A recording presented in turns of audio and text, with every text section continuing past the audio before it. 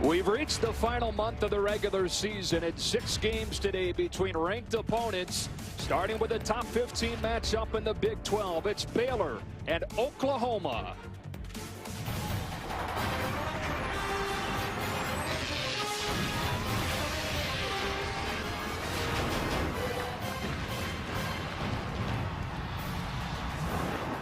Welcome to the Ford Fox Sports 1 College Football Pregame, sponsored by the Ford F-Series, built Ford tough. On a perfect day in Norman, it's a top 15 matchup in the Big 12 between number 15 Oklahoma and 12th ranked Baylor, as the Sooners get ready to take the field in front of this capacity crowd with a 96th consecutive sellout.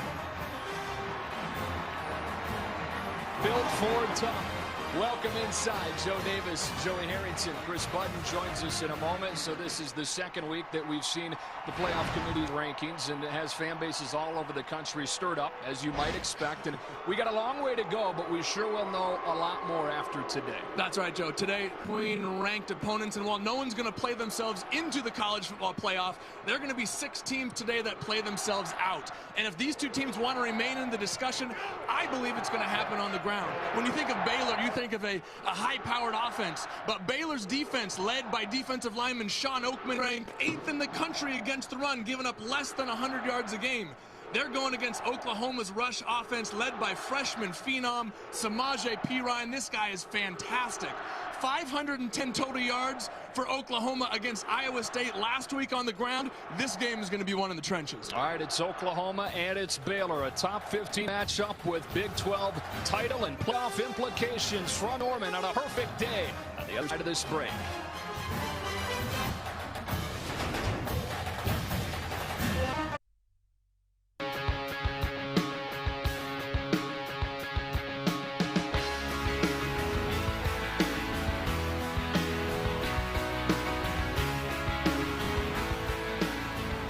Sports 1 College Football is presented by K Jewelers. Not a cloud in the sky for this top 15 matchup between Baylor and Oklahoma, in a series that was once dominated by the Sooners.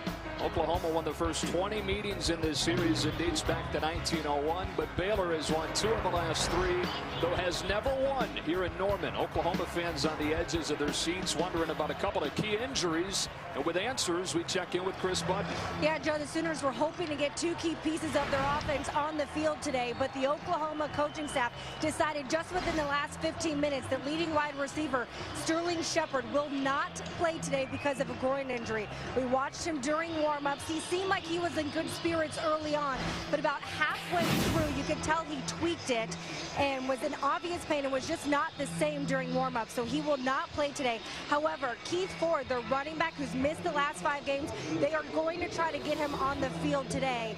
They watched him during warm-ups as well. We're hoping that he would be able to feel good when they cut, so he did feel well, so he is going to try and play today, which is good news to get an extra piece of this ground game back, considering they think the wind today will be up to 30 miles an hour, Joe. All right, Chris, so we're all set. Bob Stoops has never lost back-to-back home games. Remember, they lost to Kansas State the last time they were in this stadium.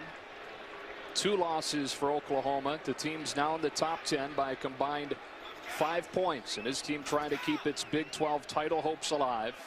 Still with an outside shot, being part of the playoff discussion. We'll dive into how as this day rolls on. And then Art Briles, who's had so much success in his time at Baylor, but has never won against a top 25 team on the road. And Chris told us about the wind, which will gust up to 30 miles per hour today. That's the second time the ball has fallen off of the tee. Everybody worries about the wind if you're a quarterback, but how about the kickers? Yeah. The kickers got to deal with it just as much as everybody else does. So now they've got to bring a holder over to make sure that wind doesn't blow the football right off of the tee. Spencer Evans, true freshman, will kick it away to the nation's top kick returner, Alex Ross, who's taken 2 back this season. Bunched with Deron Neal. Away we go in this critical top 15 matchup. And it's Neal back into the end zone. He was kicking with the wind. So Oklahoma will start at the 25. Joey, give us 3 things we need to know. Well, Joe, last week, Trevor Knight for Oklahoma, we saw him emerge as a runner again, 146 yards against Iowa State. Will we see that kind of ground production again out of him? Well, if it's not coming from the quarterback, it's coming from Samaje Perine, the freshman phenom, a 243-pound bowling ball that moves like he's about 180 pounds. This guy is fantastic. Baylor's defense is up to the task, though. Sean Oakman and Andrew Billings have played tremendous for the Baylor defensive line, ranking 8th in the country against the rush. Big 12's #1 run defense, and they held Oklahoma to its lowest regular season total on the ground last year. They start with a play-action pass, and Knight taking a shot for Bell, who can't pull it in at midfield. Running by Bryce Hager, and it's 2nd down and 10. Joe, everybody remembers Blake Bell, the Belldozer, the guy who built a cult following around the country as the quarterback who'd come in on short yardage and goal line situations for Oklahoma. Made an incredibly unselfish move, told the coaches, I'm going to go to tight end to help him out. It's really paid off for him this year. On 2nd and 10. First carry for Perine goes for a minimal gain. The true freshman gets a couple, and Andrew Billings, who you mentioned, makes the tackle. Guy having an All-American caliber season at defensive tackle. How about this guy, Samaje Perine, Big 12 second leading rusher after entering camp, really as the 4th running back in this Oklahoma offense. Opening drive, 3rd and 8.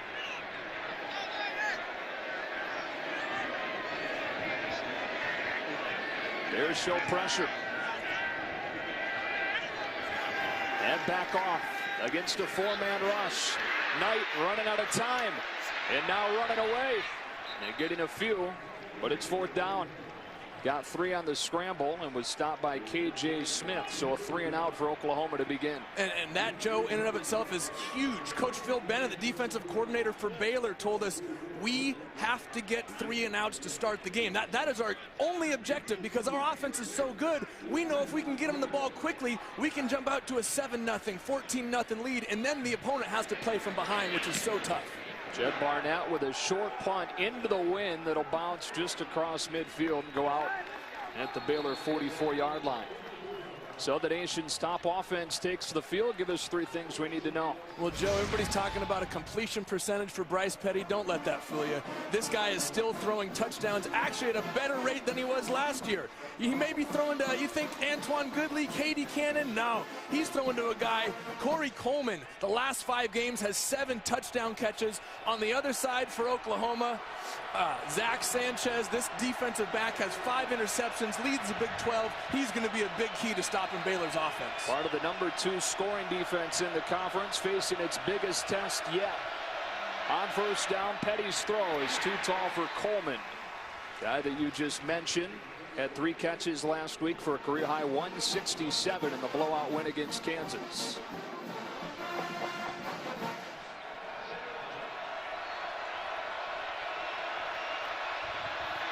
Petty pulls it off of the replay.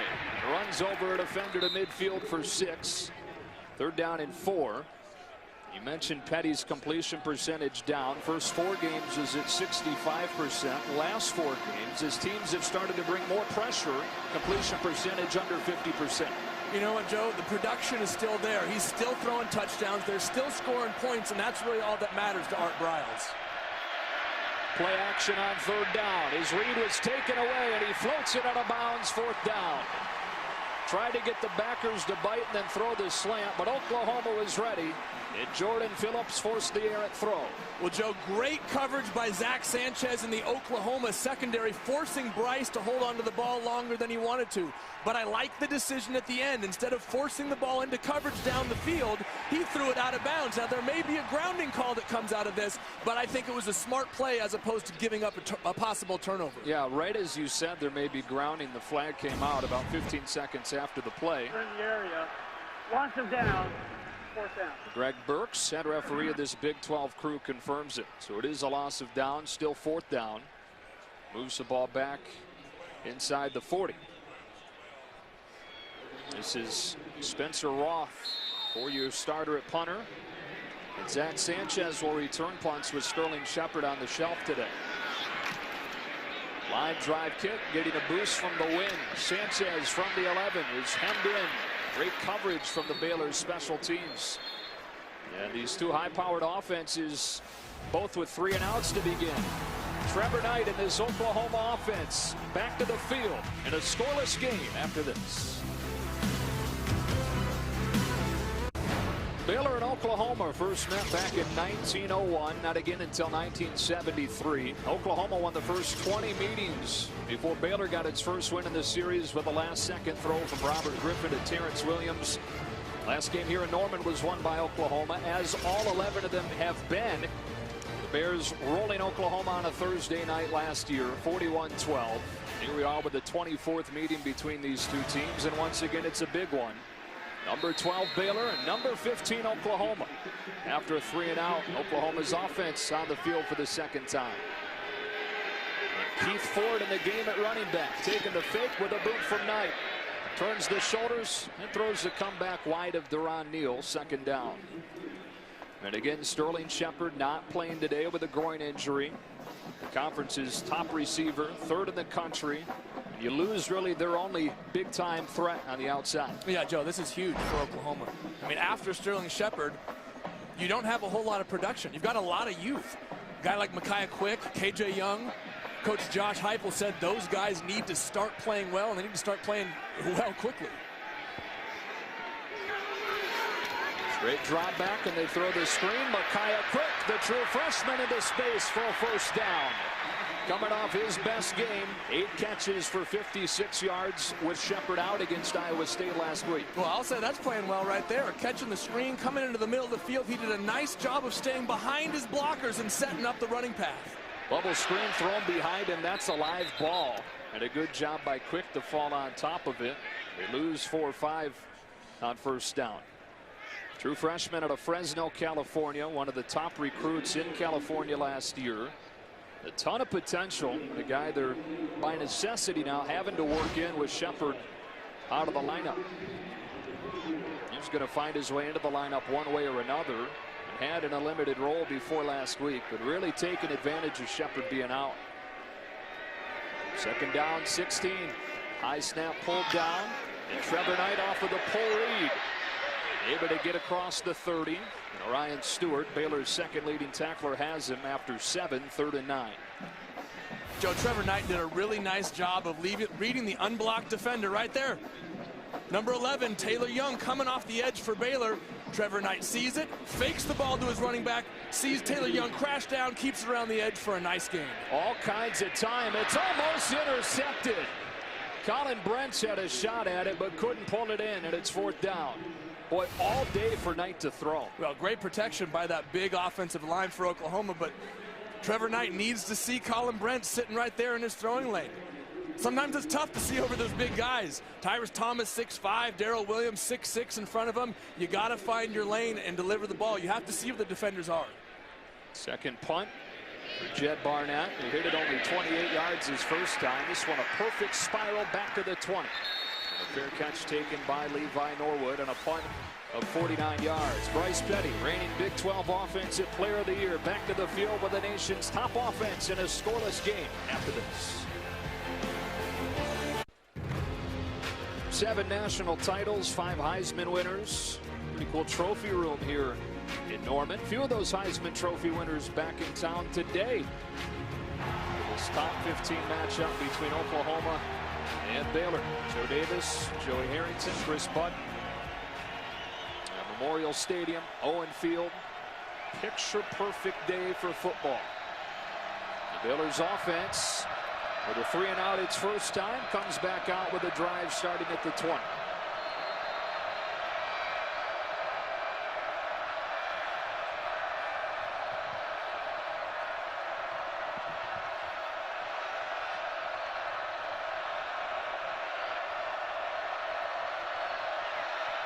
Play action on first down. A double clutch and a low throw pulled in by Corey Coleman. His first catch, a first down to the 31. Joe, interesting to see what Mike Stoops did there. He only rushed 3 defenders and dropped 8 into coverage. He told us yesterday, we got to show Bryce Petty everything. We got to rush 3, we got to rush 7. We have to keep him on his toes, and that time maybe throwing a little bit of a changeup.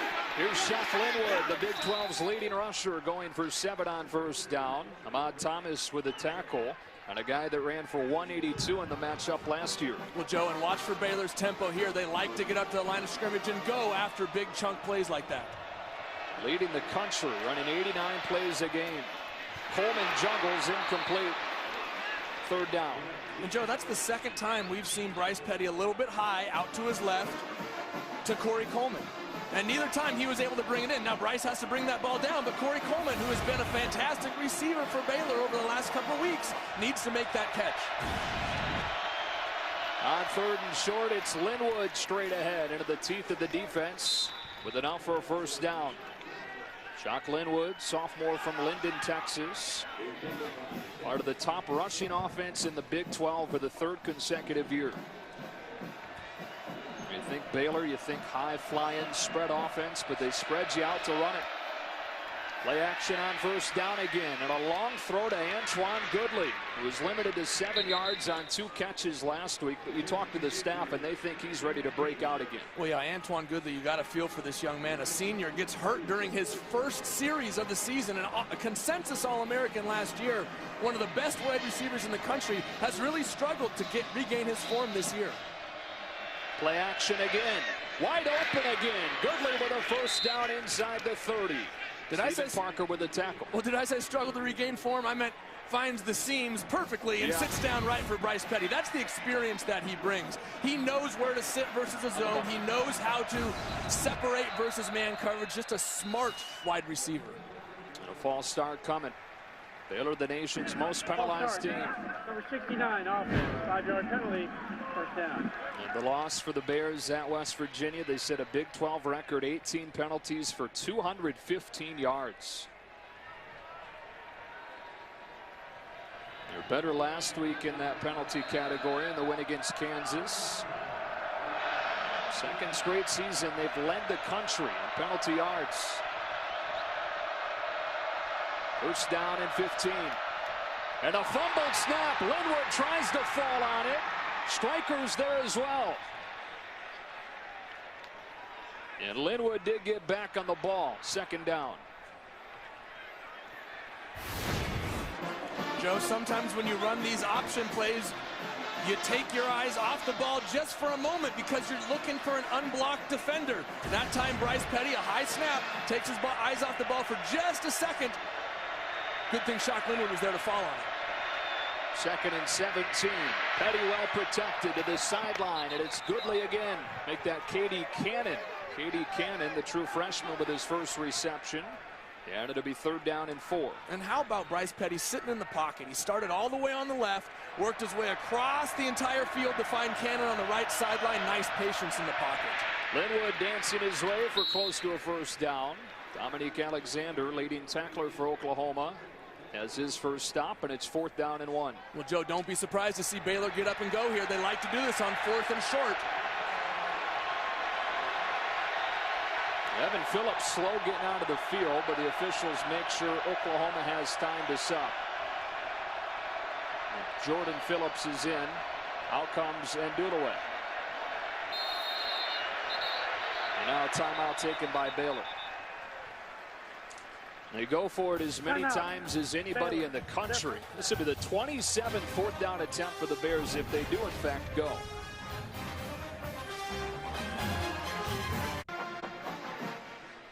Joe, you may be wondering why Baylor didn't get up to the line of scrimmage and snap the ball. Well, by rule, when you substitute on offense, the referees must allow the defense to substitute as well. You see the refs sitting in there next to the center holding the ball. Bryce Petty's putting his hands up saying, why can't we go? A little bit of gamesmanship on Oklahoma's part by taking a long time to substitute. Nice job of recognizing the situation and really using what Baylor's strength, using it against them. They come to the line, 27th 4th down attempt this season for the Bears.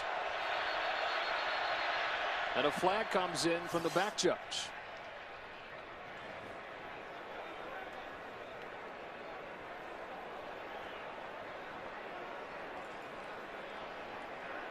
illegal substitution.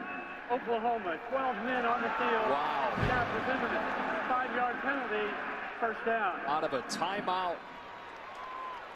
You can't have that. That is an inexcusable penalty, especially when it gives your opponent a first down in the red zone. And especially when that opponent's the nation's best offense. You can't give Baylor extra chances. You did a great job on the previous play, slowing down Baylor's tempo, using the substitution to your advantage, and then you gave them a free one. You can't do that. So a fresh set of downs from the 12. First down and 10. Linwood straight ahead. Getting inside the 10. Alexander with a stop, and it's second down. Baylor in the red zone last week, Joey, 5 touchdowns and 10 trips. They got to be better than that.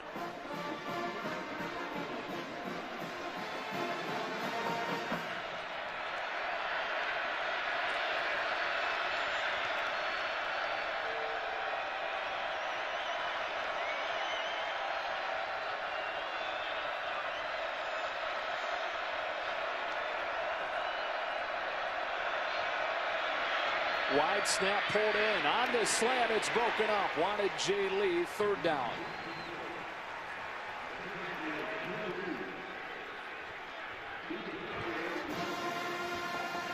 Joe, I'm a little bit surprised by the tempo or the lack of tempo by Baylor right now. I know you want to choose the right play, but they stood there for a long time looking to the sideline. There seemed to be a bit of indecision on the Baylor coaching staff as to which play they should call against this defense.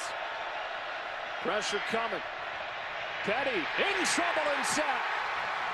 Outside the 15-yard line. Oklahoma dials up the blitz and gets home with a sack for Dominique Alexander. Fourth down. Joe, Mike Stoops told us that we're going to bring 8 and we're going to bring 3. We're going to bring it all. We're going to show it all to Bryce Petty. And that time, they simply got home. He had 2 routes breaking open across the middle of the end zone, but he simply didn't have the time to get it there. Nice job by Oklahoma dialing up a blitz to beat the protection of Baylor. So the field goal team comes out. Chris Callahan to attempt it. What a stretch Callahan's going through. Started the season 1 for 6. He's hit 10 in a row since. From 34 with the win, pokes it through, and Baylor with the game's first points. So Oklahoma gets the sack on third down to force the field goal attempt, and in a 3-0 game, the Sooners offense back in the field when you come back. Fox Sports 1 College Football is presented by Kay Jewelers back here in Norman. Midway through this opening quarter and a 13-play drive capped by a Callahan field goal to start the scoring. There's Alex Ross. A couple of touchdowns this season on kick returns. No Oklahoma players ever taken 3 kick returns back for scores in one season. Joe, you see what they're doing is they're stacking Alex Ross behind Deron Neal so that Baylor doesn't know where he's going to line up. Coach Art Briles told us, hey, if we kick it to Alex Ross, it was a mistake. Right. And so watch, they're going to split right before the kick so that Baylor doesn't know where he's going to be lining up. He's the one in the back of Neal. And it helps Spencer Evans and Baylor that they've got the win right now. You saw in the opening kickoff, they're able to park it near the back of the end zone. And just like on the opening kickoff, the ball blows off of the tee. So they'll bring a player over to hold it.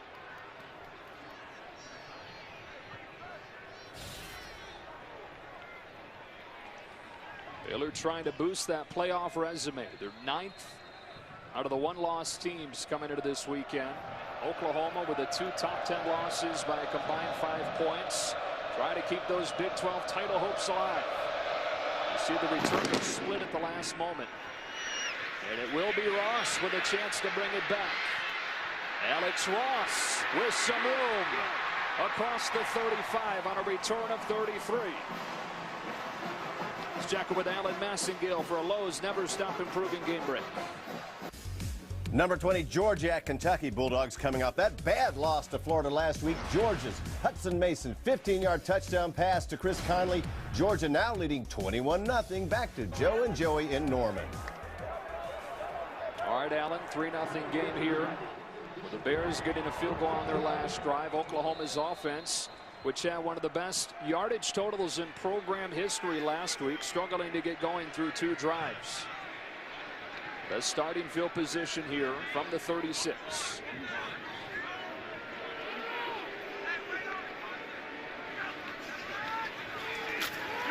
Knight with a pull read. Nearly doubled his yardage total on the ground last week with 146 against Iowa State. He did it again. Ready, unblocked defender, and see, Baylor's not going to let Samaje Perine get the best of him. They're going to come down and they're going to tackle these running backs, force Trevor Knight to keep the ball out on the edge. And frankly, I'd rather have Trevor Knight running the football against me than Samaje Perine. Yeah. Or Keith Ford or Alex Ross. Maybe the best combination of young running backs in the country. They're in quick in motion and go downhill to Keith Ford with his first carry since game 3, and the crowd knows it. He had 6 touchdowns in those 3 games and then suffered a fractured leg. It was a game time decision coming into this one. They liked the way that he was making cuts and warm-ups, and with his first touch since the opening month.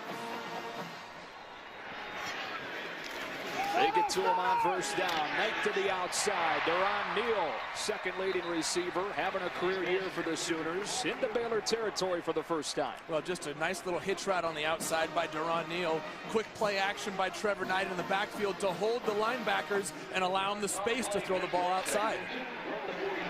Ford again into the arms of Taylor Young to the 41-yard line. It's a guy that was the #1 running back in the depth chart entering the fall. Boy, of the guys in his stead picked it up in Perine and Ross. And move him into the slot. Quads into the wide side. Knight off his back foot, lobbing one down the sideline, incomplete. Wanted quick, just out of his reach, and it's second down. Joe, and I'm not sure that Micaiah Quick didn't get held coming up the sideline here. Watch, he's going to be on the inside of the slot here, right out to the sideline, then take it up. I'm not sure you couldn't call a penalty on that. Colin Brandt's getting his hands on Micaiah Quick. Maybe a little bit too much contact for me. You saw the official's hat was off. It was going to be illegal touching anyways, because he'd gone out of bounds without being forced out. Knight scrambling away from the blitz with his eyes downfield. Will take off with a first down and more. Hurdles his way inside the 25 and brings this crowd to life with a first down.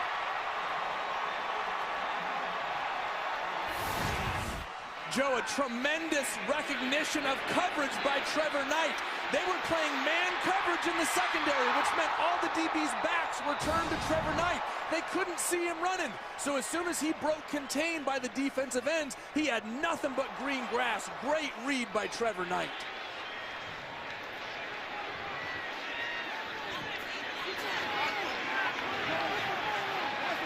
First down from the 23. Perine, big hole, but he got tripped up. Boy, Taylor Young saved the touchdown, just barely getting a piece of the freshman. And that is not a play that you think Samaje Perine is going to go down on. A 243-pound bowling ball in there generally does not get tripped up by little finger tackles like that. Still able to get 6. Second down and 4.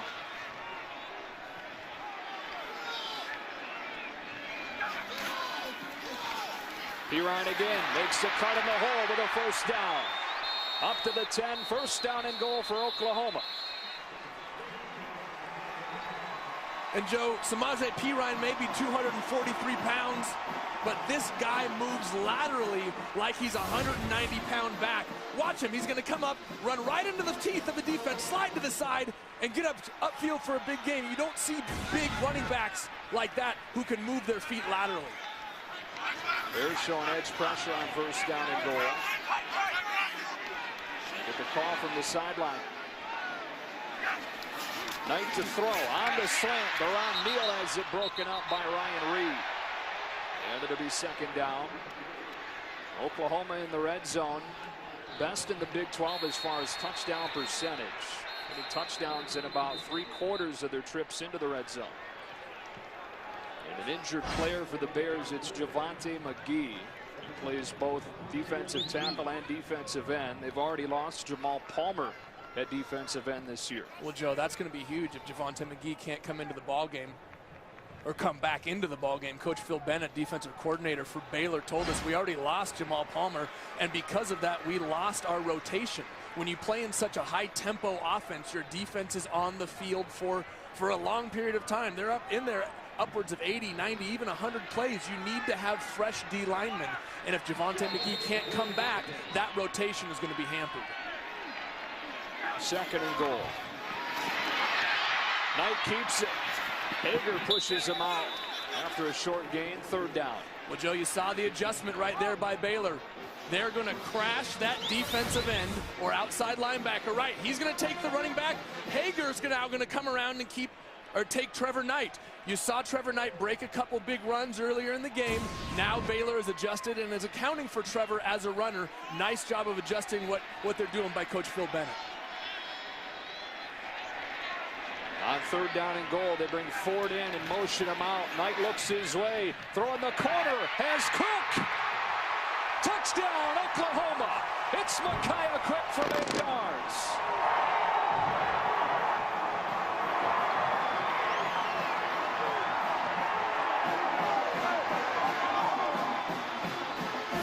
The freshman's first career score has Oklahoma in front. Well, Joe, Josh Heupel told us these young receivers are going to have to come up big in the absence of Sterling Shepard. A ball that was not perfectly thrown, but high enough to give his receiver a chance. Way to go up and make a high catch by young receiver Micaiah Quick, a 6-foot receiver going up and making the catch of a 6'4" guy. Michael Honeycutt, last time he attempted one into these uprights, he missed it wide in that 1-point loss against Kansas State. Trevor Knight bringing this crowd alive, climbing the ladder for a 1st down in the hurdle, and then on 3rd and goal, finding Cook for the touchdown and a 7-3 lead for number 15.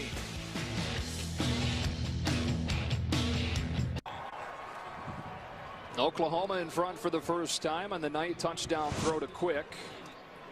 It was early start time. We see some early start times. We get to travel around, see some awesome places. A lot of places for the noon Eastern games. You worry about what the crowd's like to begin, but this place was loaded up with more than 80,000 when we kicked. Does that surprise you, though? What, 96 straight sellouts here in Norman? Bob Stoops has this program rolling, and the fans absolutely love their football here.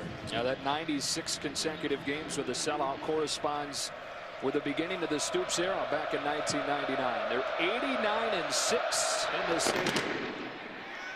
Includes 11-0 against Baylor. That one drops inside the 5, and it's picked up by Norwood, who gets hit shy of the 15 and dropped. Gastelum, Caleb Gastelum with the tackle on special teams.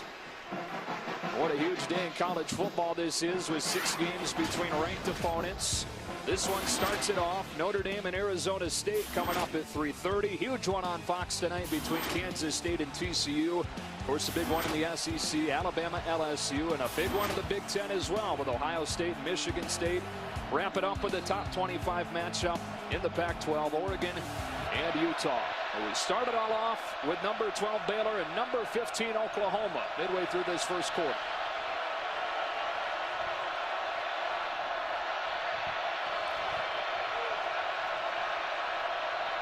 There's start the drive from the 15, and they hand it off to Devin Chafin, who's got no room. Dominique Alexander plugs the hole. 2nd down. Joe, this Oklahoma defense is feeding off the crowd right now. You see big Jordan Phillips there getting this crowd hyped, raising his hands. They need a leader. They need some bravado. This crowd can help bring it. Alexander with another stop there. Leading tackler for this defense. Baylor with a tempo, right back on the ball, and another wide snap pulled down. Long throw to Corey Coleman is caught for a 1st down. And Joe, you think about the wind in quarterbacks, you think about the wind in kickers, you rarely think about the wind and shotgun snaps. That's the 2nd time we've seen the ball drift to the right for Bryce Petty. He's had to make an adjustment twice now. The first one was a fumble deep in the red zone. Toss play to Chafin. Couple of blockers in front. Uses his speed to get to the edge for 5 yards. Devin Chafin, career best 112 yards last week. Joe, watch the ball on the snap here. It's going to sail high to his right. Ooh, I don't know if that had anything to do with the wind, though. Yeah, you know. I see what you're saying. But it did happen on the previous drive, down in the red zone. Right. The fumble for Bryce Petty. It's hitting him high right, and you got to think the wind has something to do with it. Chafin again. That time the edge was sealed. And dropped for no gain. Ahmad Thomas in there with Matt Diamond, and it's 3rd down.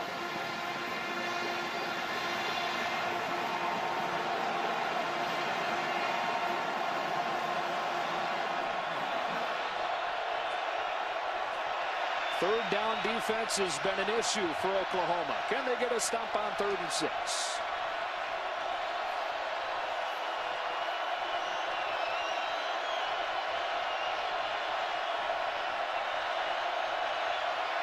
Sooners bring 5. Petty, wide side of the field, pulled in by Goodley, or Cannon for a 1st down. But then a flag comes out. Joe, you're going to get some sort of offensive pass interference, I believe, here. Antoine Goodley came in, and it looked like he almost got a block on the guy who was covering K.D. Cannon.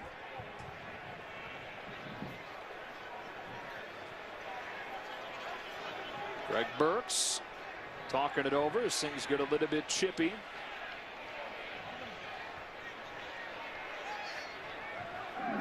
Pass interference, number 5, offense. 15-yard penalty. 4th down. See more than a few of those called this year in important moments. Well, Joe, against man coverage, what you want to do is you want to run crossing routes so the defenders have to run into each other. That time, Antoine Goodley, well, he gives it a good little effort, try and fake it, but he was really blocking to free up K.D. Cannon on the out route there. You need to sell it a little bit better if you're gonna get away with it. Last time a team led the country in penalties as far as most penalties in back-to-back seasons back in the late 90s when Cal did it. Baylor's in danger of doing it this year. 3rd down and 21 instead of a 3rd down conversion.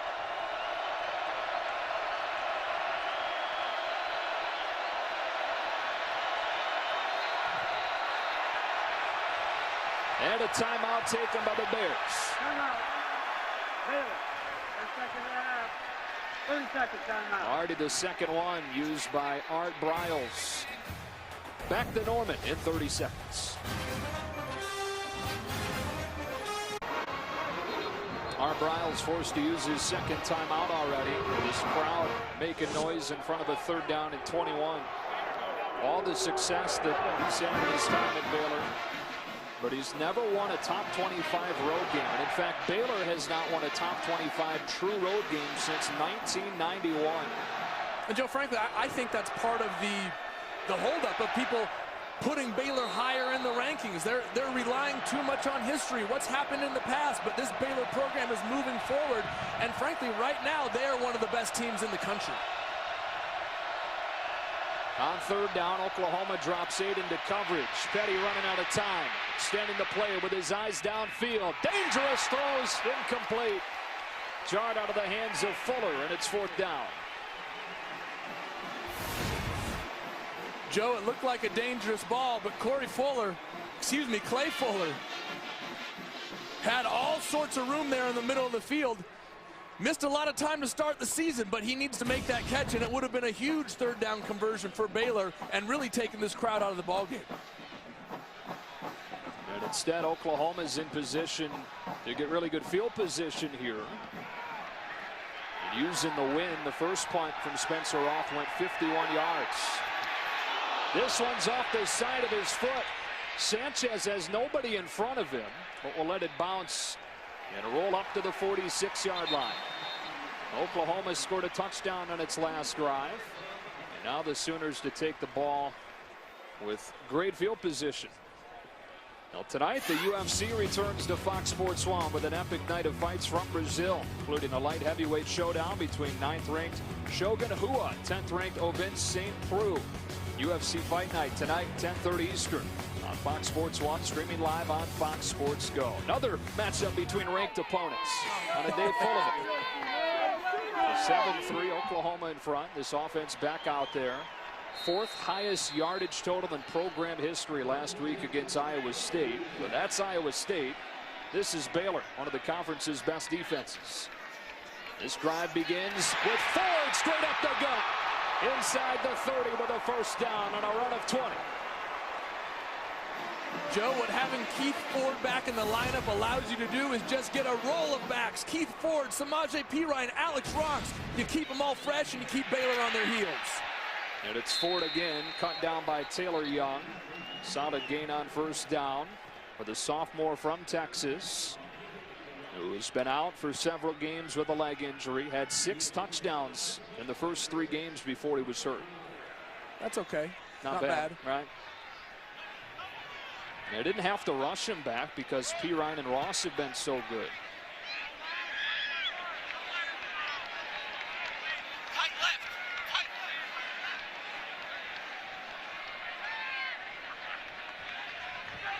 On 2nd and 5. Knight throwing the corner out. It's pulled in inside the 10. Deron Neal setting up first down and goal for the Sooners. And Joe, Trevor Knight, who's received so much criticism for making a couple poor throws this year, delivers a strike to the outside on a corner route. He could not have put that ball in a better spot for Deron Neal. Fantastic recognition of coverage and great delivery of the ball.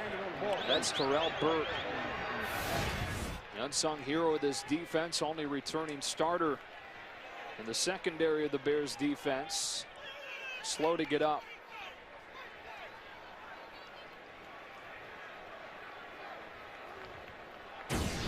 You don't want to speculate, Joe, but you hope it's just Terrell Burt getting the wind knocked out of him there, landing on top of Deron Neal as he came down.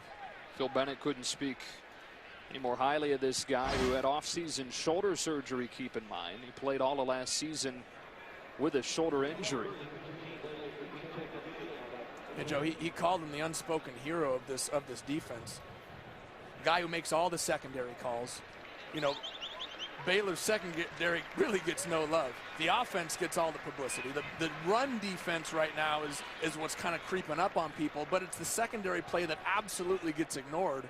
Terrell Burt, really the glue of that young secondary.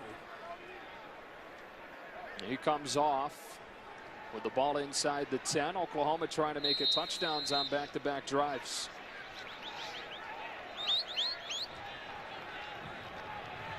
It's replaced by Alfred Pullum, a redshirt freshman. Back end.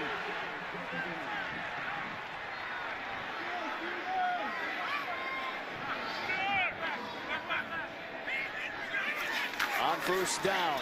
Off play action. Overthrown. Had Blake Bell in the end zone, who had 2 catches last week, both for touchdowns, including on that same play right there. Oh, Joe, I've been there before. Trevor Knight wants that ball back. It's almost like it's so wide open, you just say, don't miss it, and consequently, you just kind of short arm one out there. Just step back, take a deep breath, deliver the ball. You've made that throw 100 times. You can see it right there. He wants it back. 2nd down and goal.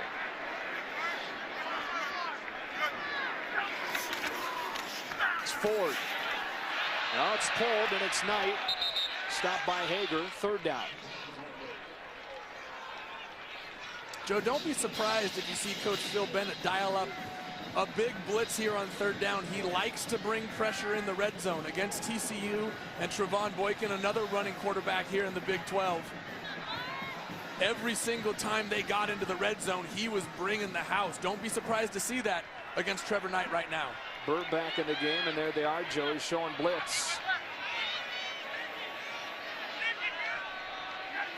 On 3rd down and goal, pressure picked up into the end zone. It's caught. Touchdown, Oklahoma. This time it's Neal again on 3rd and goal.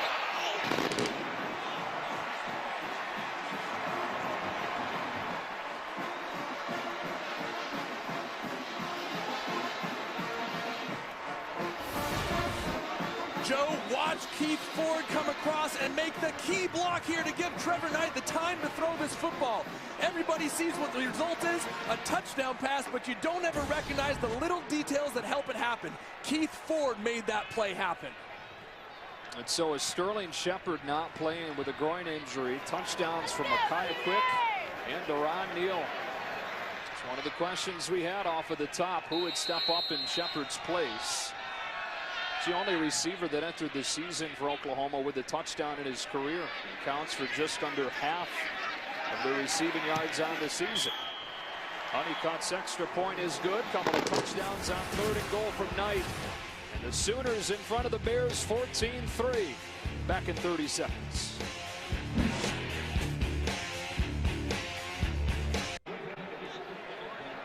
Joey, Trevor Knight missed on that play action pass with Bell wide open for the second drive in a row. On 3rd and goal, he's got a touchdown. Well, again, the guys in front, Tyrus Thomas, Darrell Williams, the NFL prospect there at right tackle, Keith Ford coming across and making a big block. Trevor Knight knows that the guys around him can make plays, and all he has to do, he's got the talent. He's got it. He's just got to settle down and make those throws, and that time he delivered a strike for a touchdown.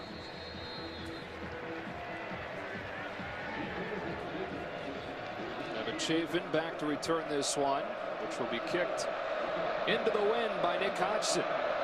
He leads the country in touchbacks. It'll be hard to drive one into that wing. There's Chafin from the 10. And Baylor will begin at the 25-yard line. Bryce Petty, following that blowout win against Kansas last week, had one thing on his mind. Bryce, what are some of the positives that you take out of this game? You gotta win. Ready for OU? Yep, just ready for OU. No, just ready for OU. Not frustrated, just ready for OU. Are you ready for OU? You are ready for OU? Yep. I think the remarkable part about it is that is so uncharacteristic of him. Such a wonderful young man who's always so willing to give a great answer, but that speaks to his focus. He wants to win this Big 12 championship, and he knows it's going to go through Norman. Somebody asked Bob Stoops about it this week. He said, well, we're ready for Baylor.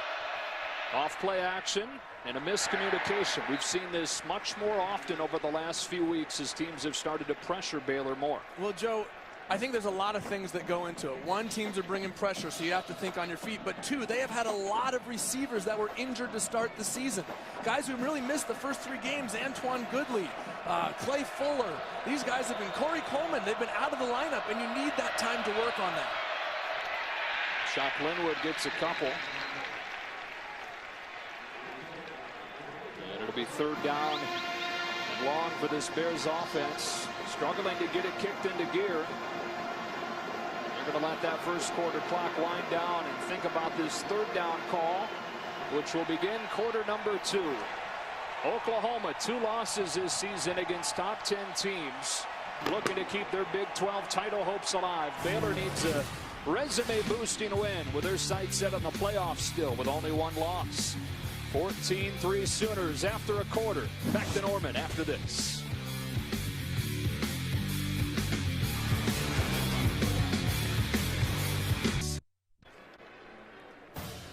Fox Sports 1 College Football is presented by Kay Jewelers. Oklahoma with a couple of 3rd down and goal touchdown passes in that first quarter and a 14-3 lead over Baylor, which begins this second quarter with a 3rd down. Only 1 for 4 on 3rd down today. Looking at 3rd and 7 here.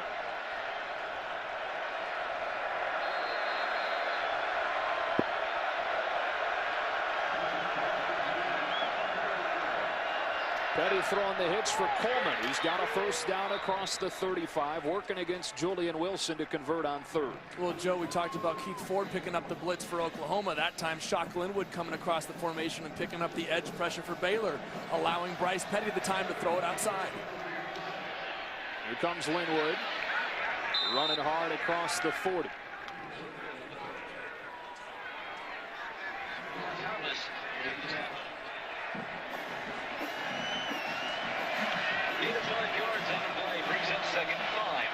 Petty throwing the hitch again. This time Goodley is short of the 1st down. Sanchez was there first. Then Stryker rallied to help and set up 3rd down and 2.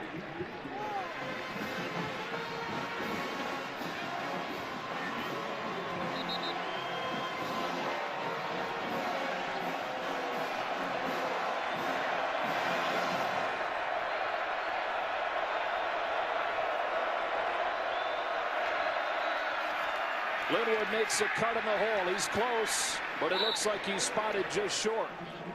And so it'll be 4th down for the Bears.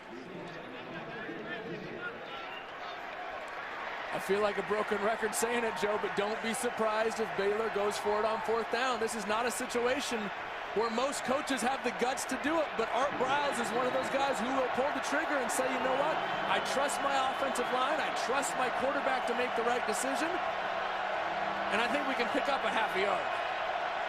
They go out of the gun on 4th down and less than 1. Linwood straight ahead for a 1st down. running over the left side of the line with Drango, Muir, and Fuller. Striker with a stop as Baylor converts. So you're seeing so many more coaches now make the decision to go for it on 4th and short. The percentages actually say that it's a decision you should make, but so many people are scared to pull the trigger because if you don't get it, you give Oklahoma the ball right back. Petty taking a shot into coverage for Cannon with a flag coming out. And Quentin Hayes is going to get called for pass interference, trying to defend the freshman.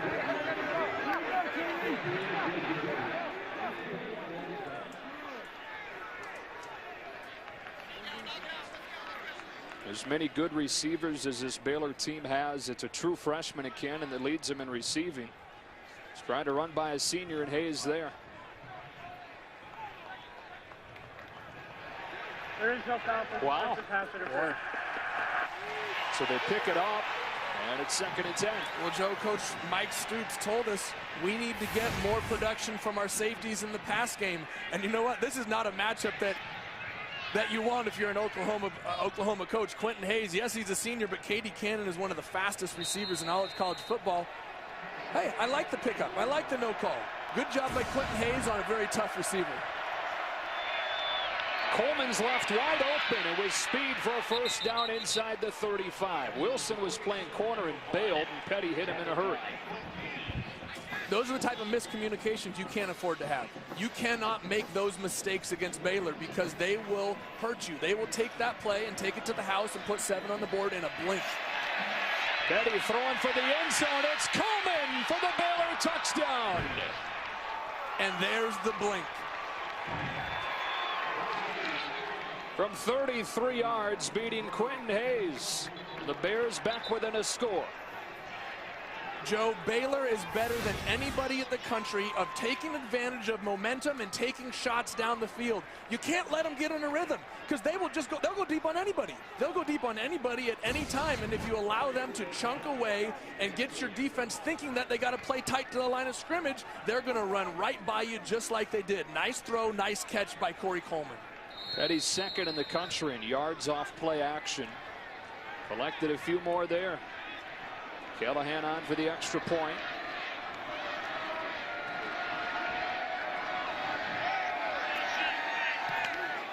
And it got blocked partially.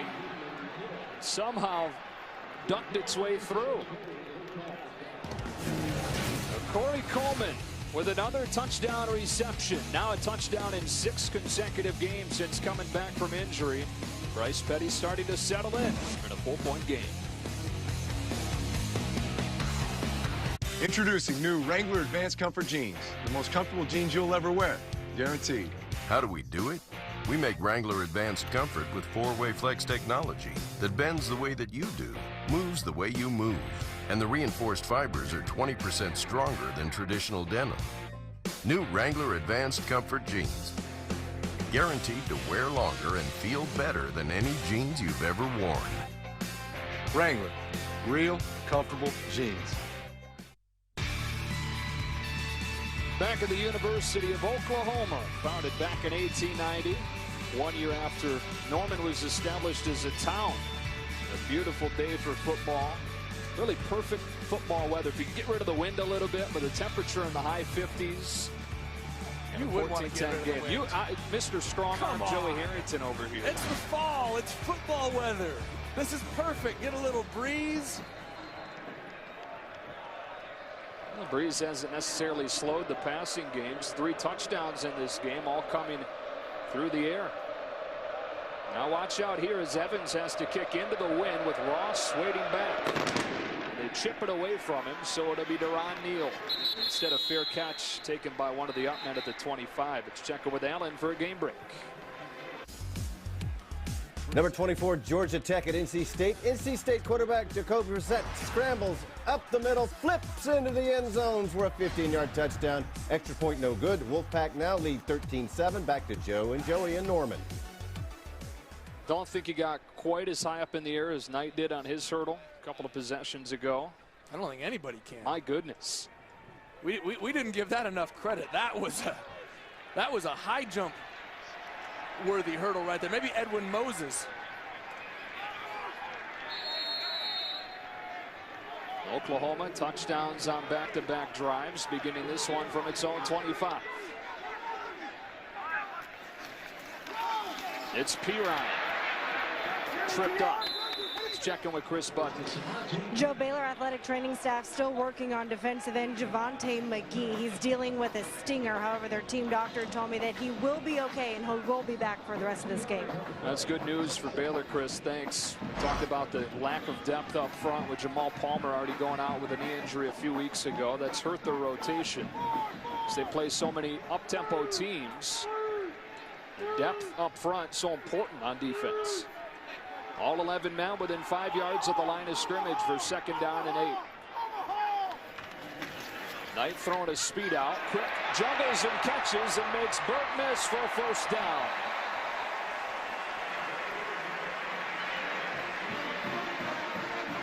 Joe, Coach Bennett loves to bring pressure in any situation. That time, 8 guys up by the line of scrimmage, brings them all. Trevor Knight saw it, got it out to his receiver quickly in the flat. Nice recognition of what Baylor was doing and knowing where to attack him.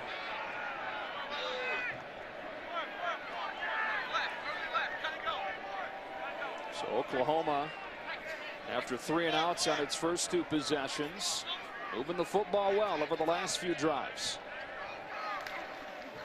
And a 1st down run for Pirine with a flag flying in. Stop made by Andrew Billings, no gain.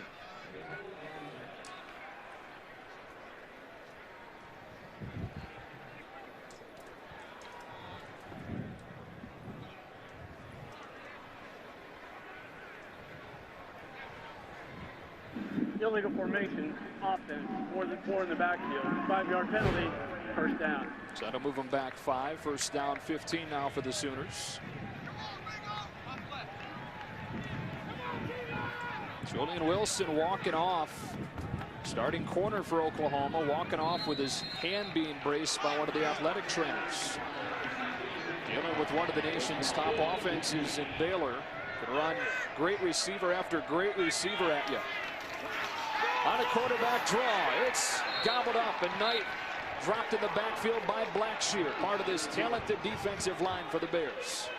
One of the unsung heroes on this Baylor defense, Bo Blackshear, a junior, has really been here through the transformation of this defense. Just pushes his way into the backfield and makes a nice solo tackle. Just overpowering the offensive line for Oklahoma. Nice play. Overpowering one of the nation's biggest offensive lines. Average 320 pounds per man up front. 2nd and long. Twist gets picked up. Knight gets picked off. It's Bryce Hager. Inside the 10. Stays on his feet and dives. They spot him down at the 1. Bryce Hager with his first career interception. Returned 35 yards to set up 1st and goal. Joe, a big play made by a big-time senior. We saw it earlier in the ball game. Trevor Knight throwing a ball across the middle. He didn't see the defender. Colin Brents wasn't able to make the interception that time. Bryce Hager couldn't help but catch it. It hit him right square in the face mask. Nice play by the Baylor defense, setting up the offense for a big play on the road.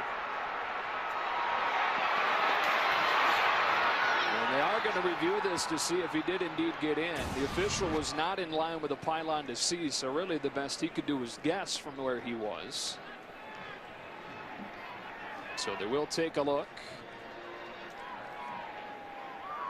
Bryce Hager, 2-time All Big 12 performer, had a groin injury last year that cut the end of the season short for him. Missed the last 4 games, but back in a big way for this defense.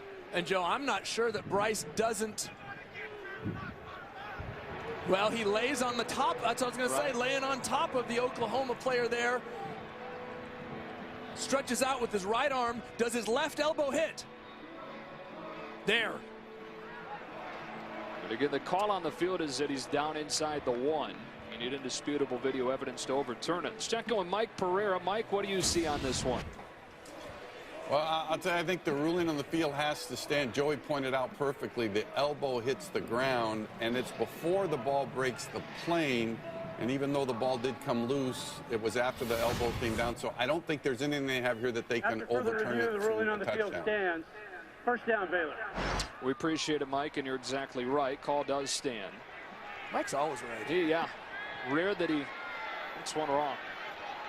Either way, first down and goal for the Bears, and Trevor Knight, who's thrown pick sixes in each of the 2 losses for Oklahoma this year, nearly throws one there. First down and goal for the Bears with a chance to jump back in front.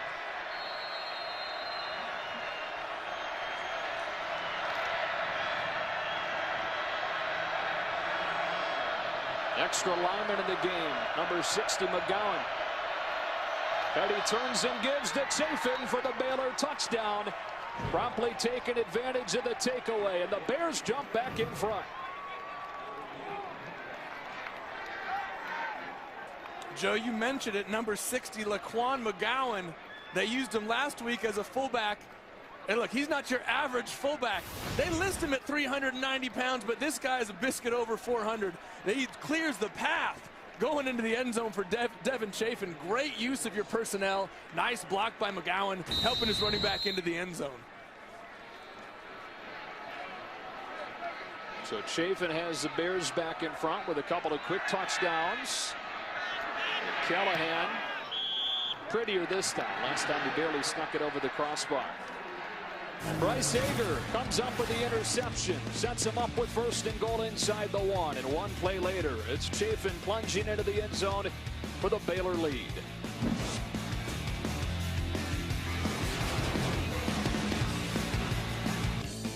Well, if you can't make it to the game, you can home gate right from your couch with ballpark patties. So American, you can taste it.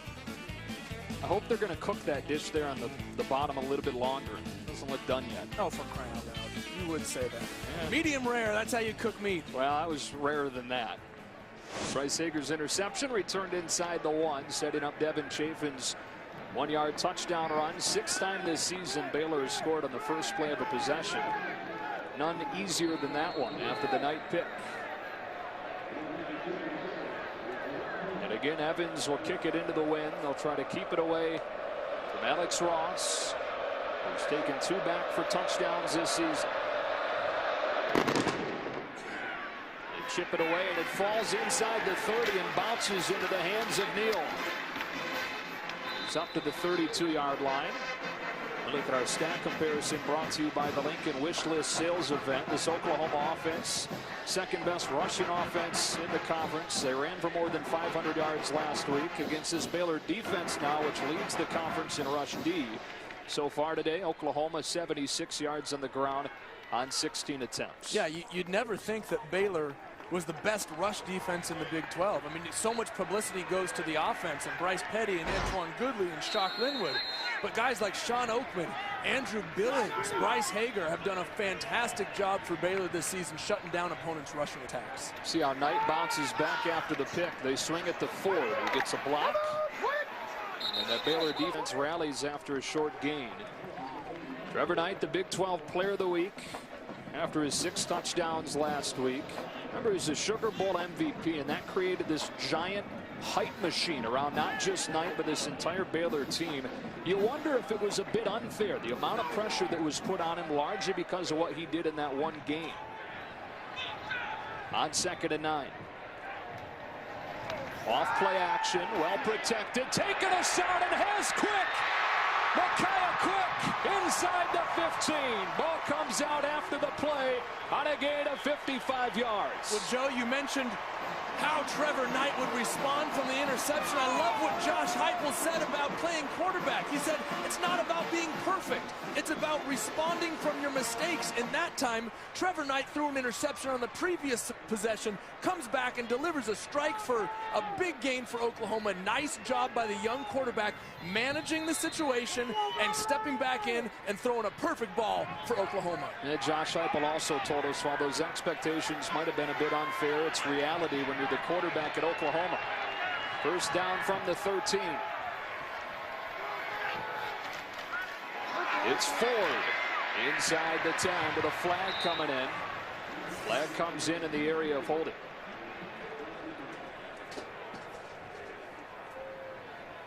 Holding, number 79 offense, 10-yard penalty, first down. Well, Joe, I want to go back. Trevor Knight has done a fantastic job for Oklahoma, period. including the interceptions at Kansas State and TCU. You make mistakes. He's a young player. Look, the country has gotten so used to freshmen and sophomores like Johnny Manziel and Jameis Winston coming in and lighting the world on fire. There's a development that takes place for a quarterback, and I love what Trevor Knight has been doing. Yes, he's made some mistakes, but he's learning from those mistakes, and that's what being a good quarterback is about. Salt McKay Quick already got a career high in yards. After the penalty, first down and long, they faked a Ford, trying to open it up deep. Baylor's defense was ready. And they're ready for the scramble with big Sean Oakman chasing down Knight after a short gain. First time Oakman has made a tackle in this game. And Joe, you see Trevor Knight getting up a little bit slowly there. Remember, a couple weeks ago against Kansas State, went out of the ball game with a left shoulder injury. That doesn't go away. Just because there's another game the next week doesn't mean your shoulder automatically feels great. Trevor Knight is going to be dealing with that for the entirety of the season, and I lit it out and playing tough for his team. Second down and long for the Sooners.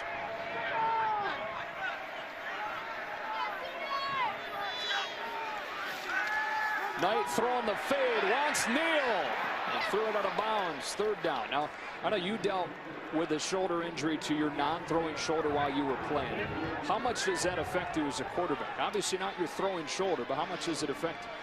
Well, you use your entire body to throw the football. I mean, you don't just stand there and use your right arm to throw. You use your left arm to drive. You use your hips to push off. Your feet, to give yourself a good base. Your entire body goes into your throwing motion, so it absolutely affects you when you throw the ball. First injured it in the Bedlam game last year, then re-injured against Kansas State a couple of weeks ago. Hard count, got Billings to jump into the neutral zone. This will get him 5 and make it a more manageable third down, assuming Billings wasn't drawn off. Offside. Defense number 75 with contact. 5-yard penalty. Third down. Joe, I heard it on the audio. I'm not sure if you could hear it at home, but Trevor Knight used a hard count there. You can hear him hut, trying to draw that defense offsides. Those are the things the quarterbacks learn how to do as you go on. That's a veteran move right there, trying to get back yardage after a penalty. Nice job. So third down from the 15. Knight well protected. Time to scan the field. Coverage downfield solid, so he scrambles to extend the play and throws one to the spot. Incomplete. Ryan Reed with the coverage on Neal, who had it right at the sticks, but they say that he was out of bounds, and it's fourth down.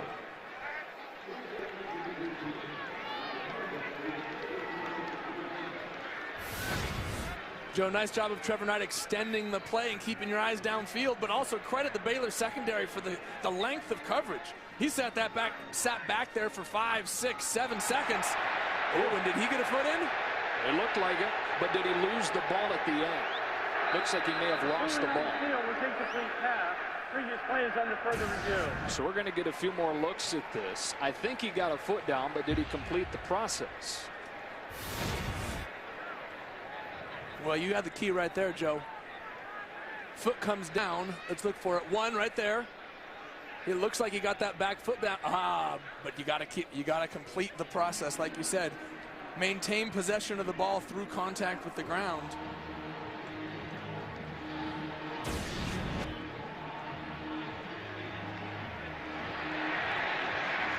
And they're seeing the replay on the video board right now. Neal just saw himself get a foot down and then turned around before the ball popped out on the video board. And they're pausing it on the video board with his foot down. And then they don't have a great view, at least in the stadium, with the ball popping out on the video board. So that's why you're hearing a positive reaction from this Oklahoma crowd.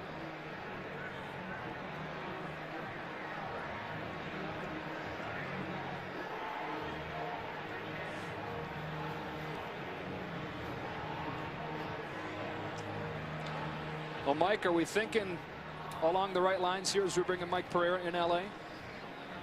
Yeah, I think you are. I think what they're looking at was he completed the catch before he was contacted and driven to the ground. But to me, like you say, he was hit actually before, and it was all part of the process. And after further review, the pass was not controlled to the ground. Therefore, the ruling on the field is confirmed. Incomplete pass. You know, it's amazing, guys, how the word process has come into the football game, huh? It never used to be years ago, but now it's all a part of the process, and that process is all the way through the ground. All right, Mike, so that is the right call. It was called correctly on the field. So it means on Michael Honeycutt for a field goal from third. All-time leader in the Big 12 was 72 made field goals. High snap, pulled down, he pushed it wide. And Michael Honeycutt, who was the scapegoat in the loss against Kansas State, missing from 32, missing from 19, getting an extra point block. Misses that one with a wind to his back, and it remains a 3-point lead for the Bears in this top 15 matchup in Norman. Back in a moment.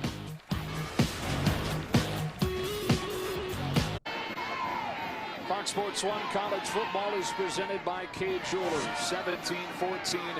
Baylor remains in front after Michael Honeycutt misses a short-range field goal. Well, Joe, you mentioned earlier about how Honeycutt received a lot of criticism after that Kansas State game. Look, I'm going to say it right now. He doesn't deserve it. You know, if you're going to criticize somebody, criticize the offense for not scoring inside the 2-yard line. Criticize the defense for giving up 31 points. Criticize the protection unit for allowing the PAT to get blocked previously. Yes, he missed a kick, and he owns that. But he is not the scapegoat. He is not the guy who deserves all the blame. And unfortunately, it has affected his confidence going forward. Baylor starts his drive with a solid run from Shock Linwood. Bears try to take advantage after that missed field goal. Oklahoma led this game 14-3. Back-to-back touchdowns for the Bears, the second of which came after a Trevor Knight interception. As the Bears back in front. Linwood spins off contact and gets a couple. It'll be third down and short. Dominique Alexander there with Chuka and Dulaway.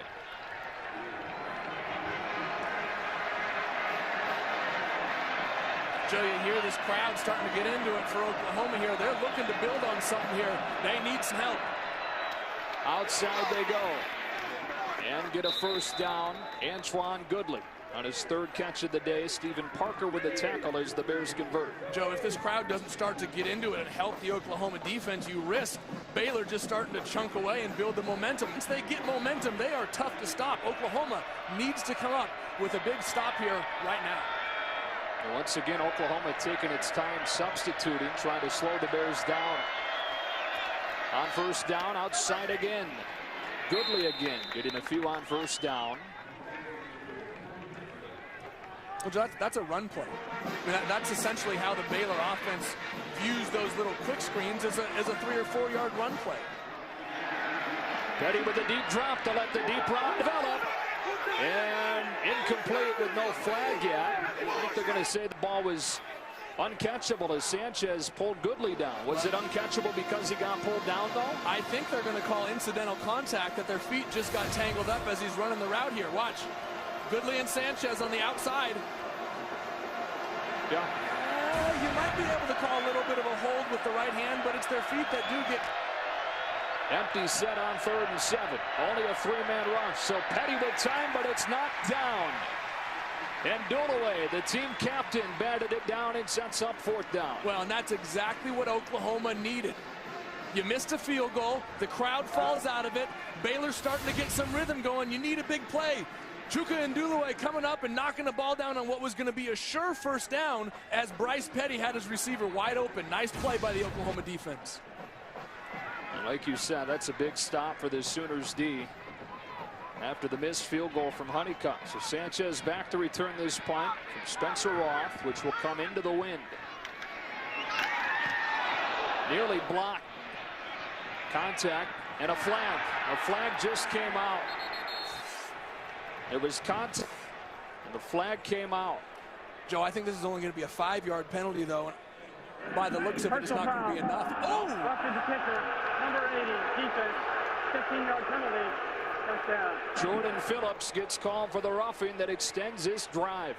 Joe, in at first glance, I did not think this was a roughing penalty. I thought they were going to call him for running into the kicker.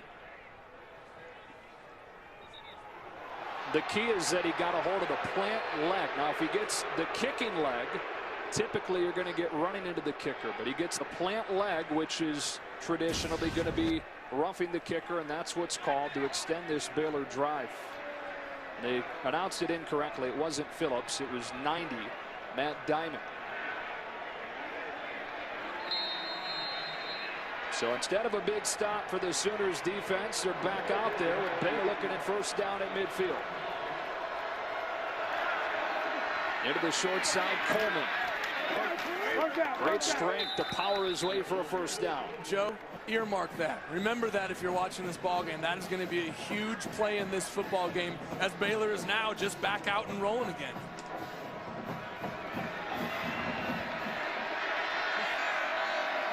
Here comes Chafin, unable to find a seam.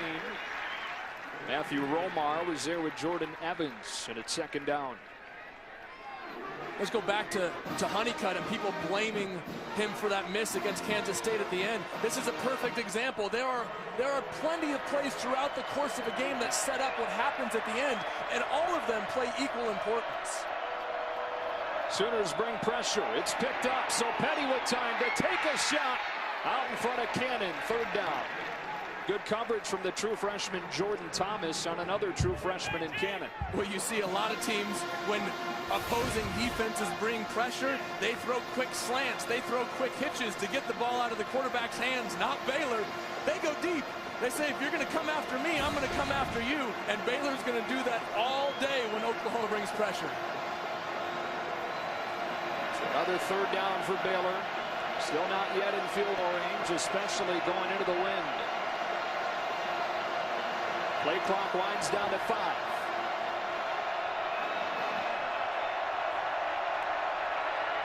Just get it off and throw the slant. It's Coleman, but he's short. Ahmad Thomas was all over him. This is a tricky spot because it'd be a 50-yarder from here into the wind. The offense stays out there as they so often do for Art Briles. 4th down and 4 for the Bears.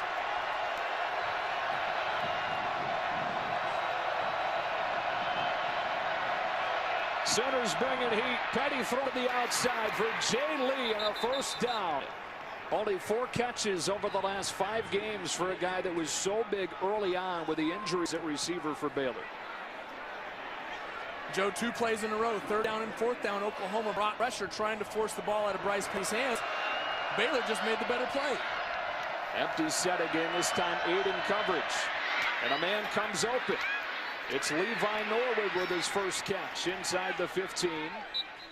They spot him close to a first down. Joe, let's go back to 4th down here. Look at all the space that every wide receiver is being given by Oklahoma. You only have 3 yards to the first down, and all the defenders are playing 5 to 6, 7 yards off. It's easy pickings for Baylor. You got to get up and pressure him a little bit more.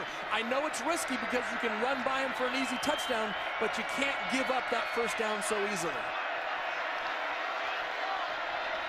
And up across the board on first down from the 12.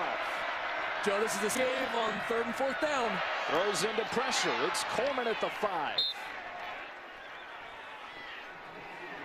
Corey Coleman with another reception. This one for 7 yards. And 2nd down and 3 for the Bears. Joe, that was the exact same formation, exact same pressure, exact same place that Petty went with all as he did on the previous 3rd down. We've seen, we're starting to see what Oklahoma's MO is going to be. They're going to heat Bryce Petty up and force him to throw those short passes and allow him to make a tackle. Show pressure again and bringing it against the run. Petty kept it and got shut down at the line of scrimmage. So 3rd down and goal for the Bears. It's interior that Oklahoma defense was ready this time. Joe, again, another big down for Oklahoma's defense. If you can force Baylor to kick a field goal, I would quantify that as a win. You keep it as a one-score game after a critical penalty on a 4th down punt that gave Baylor the ball back. If you can keep this game within 6 points, I think it's a huge win for Oklahoma. Only 10 players on the field for Oklahoma right now, and they just now see that and call a timeout. Timeout, Oklahoma. So 3rd down goal for the Bears with a 3-point lead. Closing minutes of this first half. The Lincoln MKZ, the first ever MKC, the new Navigator. The Lincoln Wishlist event is on. Right now, for a very limited time, get our best offers of the year on the 2015 Lincoln MKC. Here's our game summary brought to you by Dell, with the Bears knocking on the door. 3rd down and 3 from the 5-yard line. They've moved it down the field with 74 of their 200-some yards so far on this drive alone. And the 15th play of this drive coming up.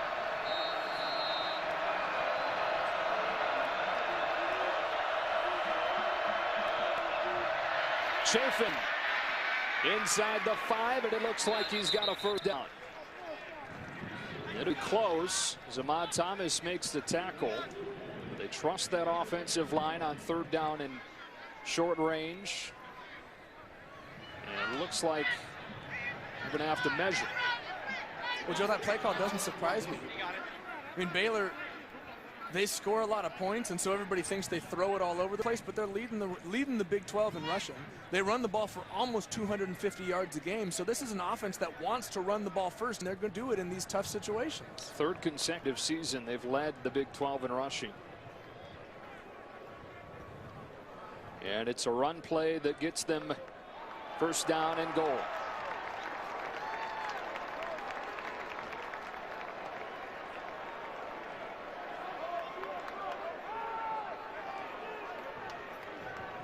This drive that was extended by a roughing the punter penalty after a missed field goal from Michael Honeycutt.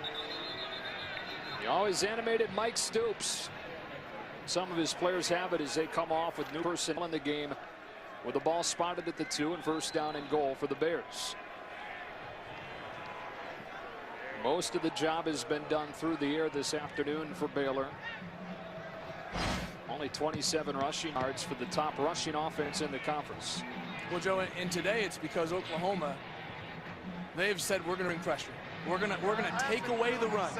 So far, Mike Stoops told us yesterday that he recognizes that Baylor wants to run the football, and everything is predicated off that. So if I can take away one aspect of your offense, I'm going to take away the ground game.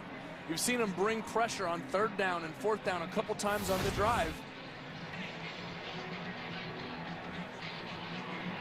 And so, consequently, Baylor has had to throw the football. They've thrown it extremely well, got a big touchdown pass to Coleman early in the ballgame. They've thrown a lot of hitches, a lot of quick throws to take advantage of the one-on-one coverage outside. But Mike Stoops is taking away the run for Baylor, and he's saying if you're going to beat me, it's going to be through the air. Just took a look at the spot. After further review, the ruling on the field stands. 1st down. And it will be 1st down and goal for Baylor. What a deflating drive Baylor's putting together against Oklahoma here. This is the 16th play of this drive, extended by a penalty. They bring the pin right through the middle for a 2nd touchdown.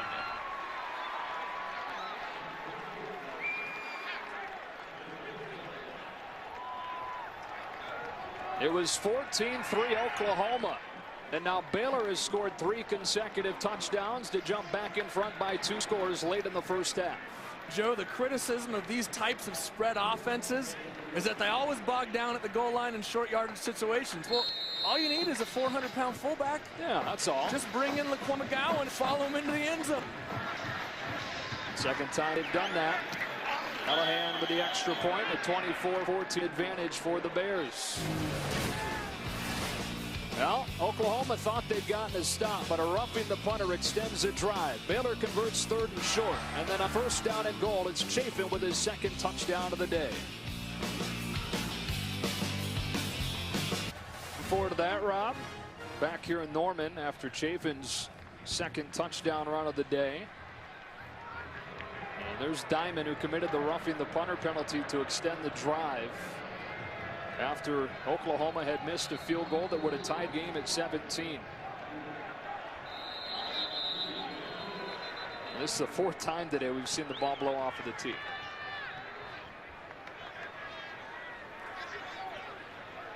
What is it? Fool me once, shame on you. Fool me twice, shame on me. Fool me 4 times. I don't know. Just get a holder. Just get a holder. There. Put right. a finger on the ball.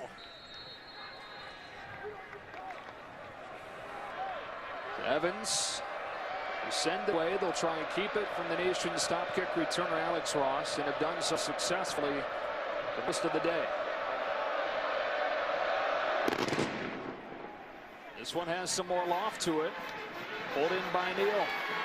Across the 30. Oklahoma begins down 2 scores. Time for the Allen.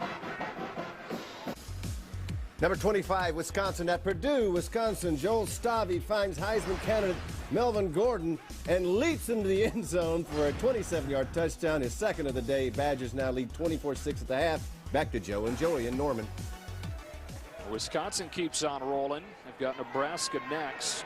Beat their last 2 opponents by combined 89-7. The loss against Northwestern early on seems like a long time ago for the Badgers. It's at the 31 for Trevor Knight in Oklahoma.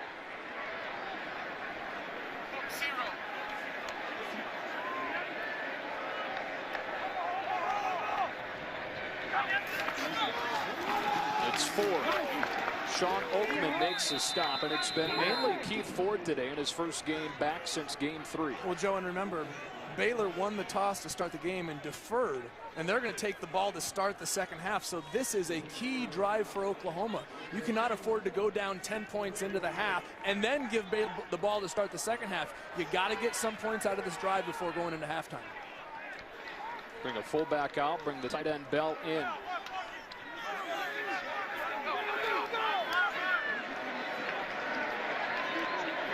Down, he reads the crashing end, tries to get outside Hager, but can't. Bryce Hager's having a heck of a game from his middle linebacker spot. Well, Joe, we mentioned the correction, the adjustment that Coach Phil Bennett made early in the first quarter.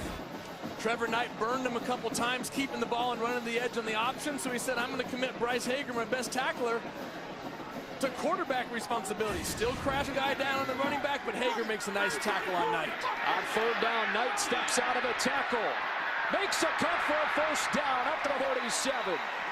Taylor Young makes the stop on Knight, who's reestablishing himself as a runner over the last couple of weeks. And Joe, this is what Trevor Knight can do. He's a very good passer, but I think he might even be a better runner. Nice job of stepping out of the arm tackle back in the backfield and using your athleticism to get the first down. Key conversion for Oklahoma. You got to score points before halftime. Close to double his rushing total for the season with State. He's got 51 yards in the first half today. 2 minutes left in the second quarter with a 24-14 Baylor advantage. And a timeout taken by Oklahoma, the second. 1 left for the Sooners. I'll keep it here on Fox Sports 1 and over on Fox for the best college football game all day long. That includes a game of the week. Number 6 TCU, number 7 K-State in Fort Worth. Gus Charles Molly on the call of that one. It's hard to look at that. I've had a couple people ask me, you have too, how do you see that one shaping up? It's kind of hard, right, to look at it and see which way it leans. I have no idea. Yeah. I mean, usually you get a good feel for a game. I got no clue in that one.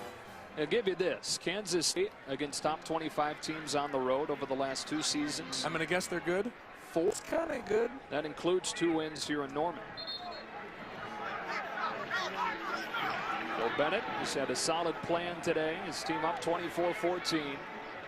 Oklahoma with the ball at the 48-yard line and a first down and 10, trying to get it back to 1 score before halftime.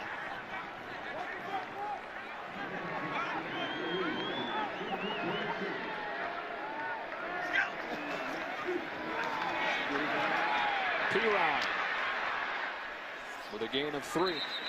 Thrown down by Blackshear. 2nd down and 7. We've not seen a ton of Perine because it's been mainly Keith Ford in his first game back from injury. And Joe, I like the deliberate approach that Oklahoma has taken right now. There's still a minute and a half left in this first half. And the last thing you want to do is give the ball back to Baylor and give them a chance to score.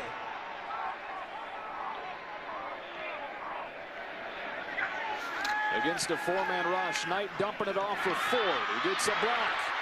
And Ford gets a first down, but a flag down. Back around where he caught the pass. Went for 14, but it's likely coming back. Joe, I think they're going to get big number 79, Darrell Williams, for maybe a block in the back here. Holding, number 79, offense. 10-yard penalty, 2nd down. Regardless of what was called, it wipes away a first down gain. All right, I thought they were going to call him for a block in the back because he got his arms around here. Well, kind of looked like a block in the back to me. Yeah, I mean, either way, it's a penalty. Part of this dominant offensive line for Oklahoma. 4 seniors and a junior up front. They're the second biggest O-line in the country as far as average weight. 321 pounds per man. Fox Sports 1 college football halftime is brought to you by Dell, and it comes up in a minute 4. Second down and long. Knight under pressure, has room to take off. Gets popped from behind at the 49 by Oakman. Boy, did he take a blow there. Clock winds inside of 50 seconds. Third down and 9 for the Sooners.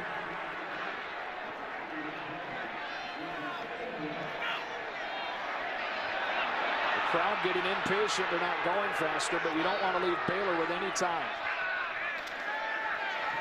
Knight with all day to throw. Good field in the pocket. Deep ball is underthrown and incomplete.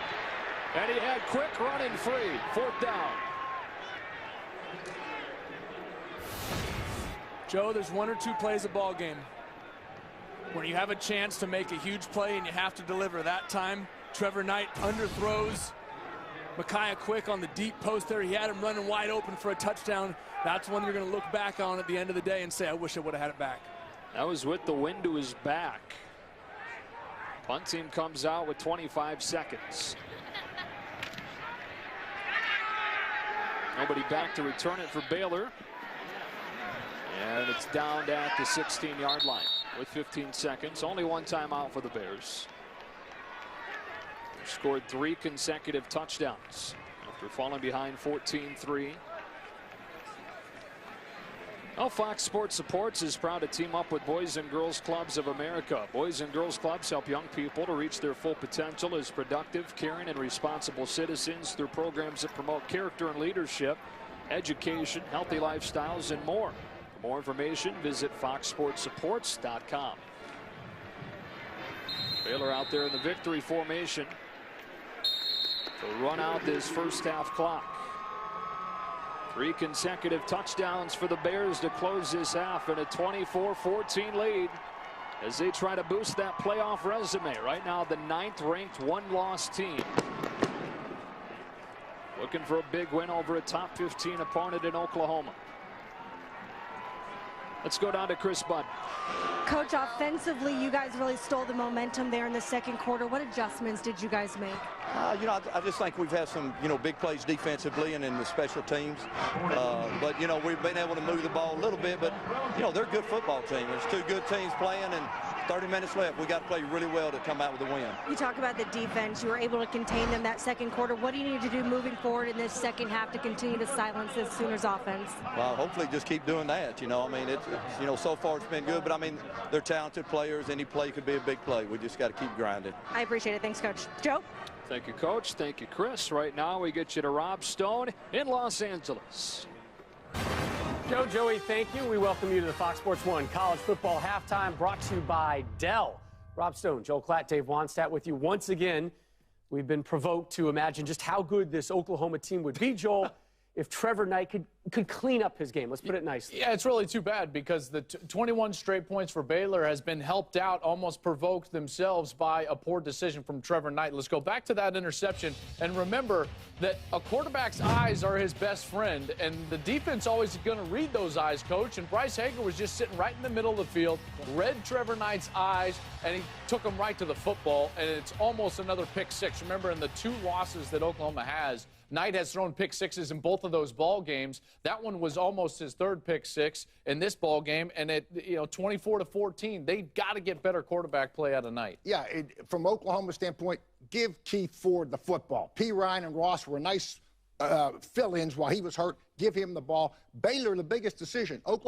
Baylor gets the ball in the 3rd quarter. Oklahoma's going to have the wind in the 4th quarter. So our brows right now needs to be talking to us coaches. What's our plan in the 4th quarter when Oklahoma has the ball, okay? Adjust what we're doing on offense. We're a vertical passing team. Let's make the quick throws underneath. Don't force anything. And defensively, Phil, don't give a lot of cushion when they have the wind at their back. Yeah, absolutely. You talked about Trevor Knight, 8 of 18, 119 yards through the air. He's the game's leading rusher so far, 57 yards on the ground. A little bit later today over on Fox, Top 10 Showdown. Kansas State visiting TCU, a result that will dramatically impact the college football playoff rankings. We'll preview it next. Plus, the early top 25 highlights. Ole Miss with the test that will raise Joel Klatt's blood pressure level, and Georgia with a strong bounce-back effort as they take on Kentucky.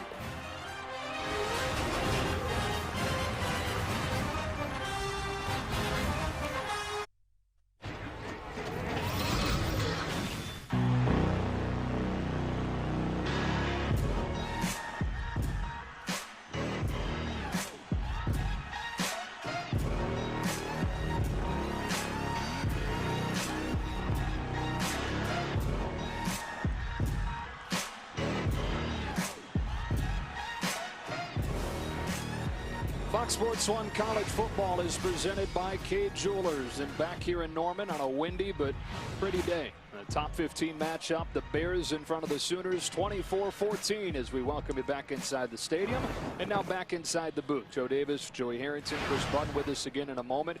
Oklahoma played pretty well for the most part in that first half, actually outgaining Baylor at this point, but some issues with mistakes that you don't normally see from an Oklahoma team where they're shooting themselves in the foot.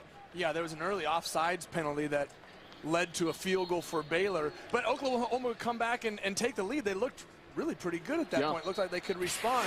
But as the first quarter went on, Trevor Knight throws an interception right to Bryce Hager, who takes it down to set up a Baylor touchdown. And then the field goal miss. That really took the wind out of this crowd.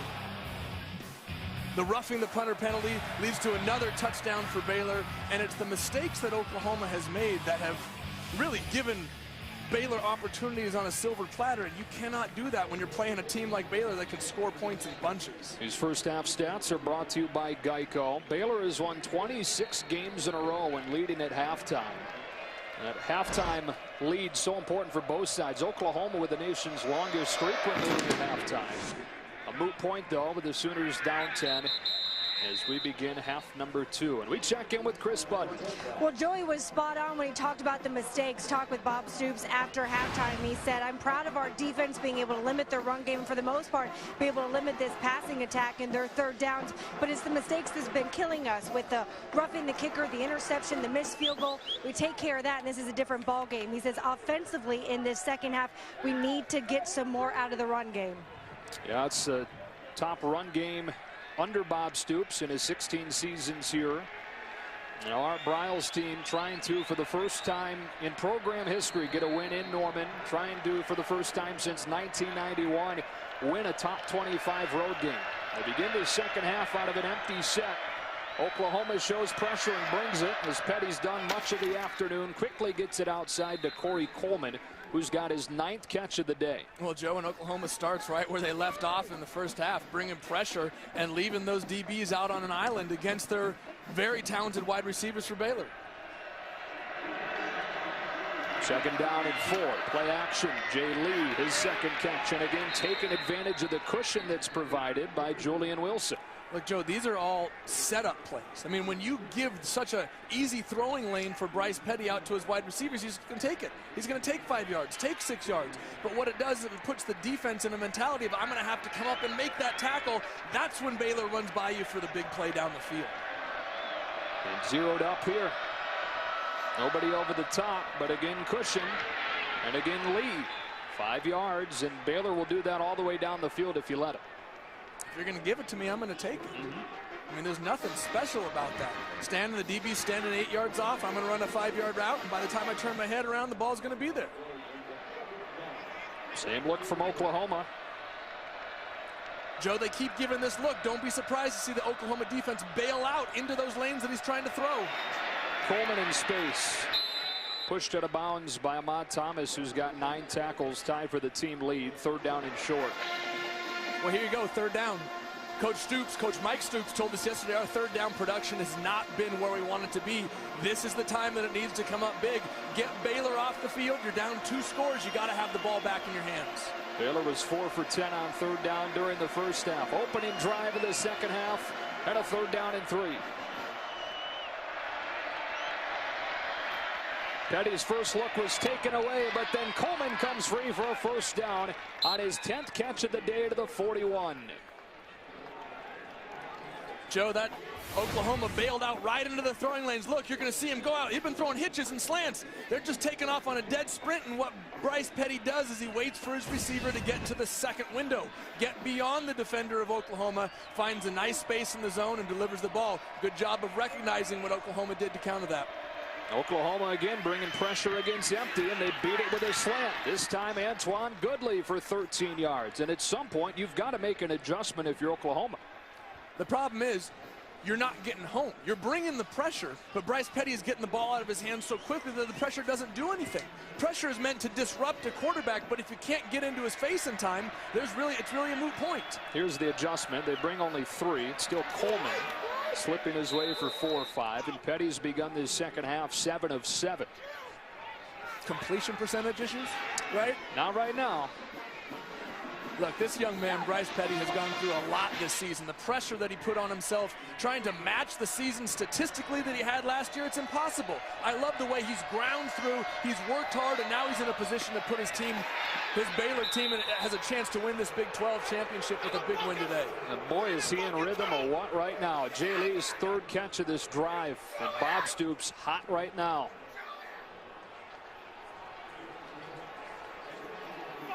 Our spotter, Paul Davis, old high school football coach, just handed me a note that said, this looks like 7-on-7. Passing league in practice. Why not? Big cushion again. And Lee sets up 1st down and goal as the Bluebirds rain down on the cushion that Oklahoma's given Baylor outside. Well, Joe, at some point you're going to have to get up in the face of these wide receivers. You cannot allow Baylor to simply take 5 and 6 yards at a time. Yes, you risk the wide receivers running by you, but that's a risk you have to take at this time. Coleman lined up in the backfield and takes it up the middle. What a drive for the nation's top offense. Taking what Oklahoma gives them and taking a 3-score lead to begin the second half. Joe, you hear the cliche, well, we just took what the defense gave us. You hear it every weekend in football. This is the perfect example. You give them 6 yards, I take 6 yards. You give them 7 yards, I take 7 yards. Now you put the defense on their heels, they're reeling. You put the receiver back in the backfield as a running back. You've created so much space that he simply walks into the end zone. 6-time Corey Coleman has carried the ball this season. They had to have him carry the ball several times recently with their normal running backs banged up. That is a statement drive from the Bears, doing whatever they wanted. Petty perfect on the drive. Then they line Coleman up in the backfield and hand it to him. It's 31-14. Bears in front. You drive. Now going back to the first half, Bryce Petty has completed 13 consecutive passes, including 9 of 9 on this 10-play, 75-yard drive. It began with 9 passes, and then the run to Coleman produced the touchdown. And following that drive, this is a guy in Julian Wilson, number 2 there, who's playing at a team-high 46th career game and getting into it with the Stoops brothers. Well, you know what? He's a senior. He's emotional. You need somebody on this defense. Coach Stoops even said, we need an emotional leader on this defense right now.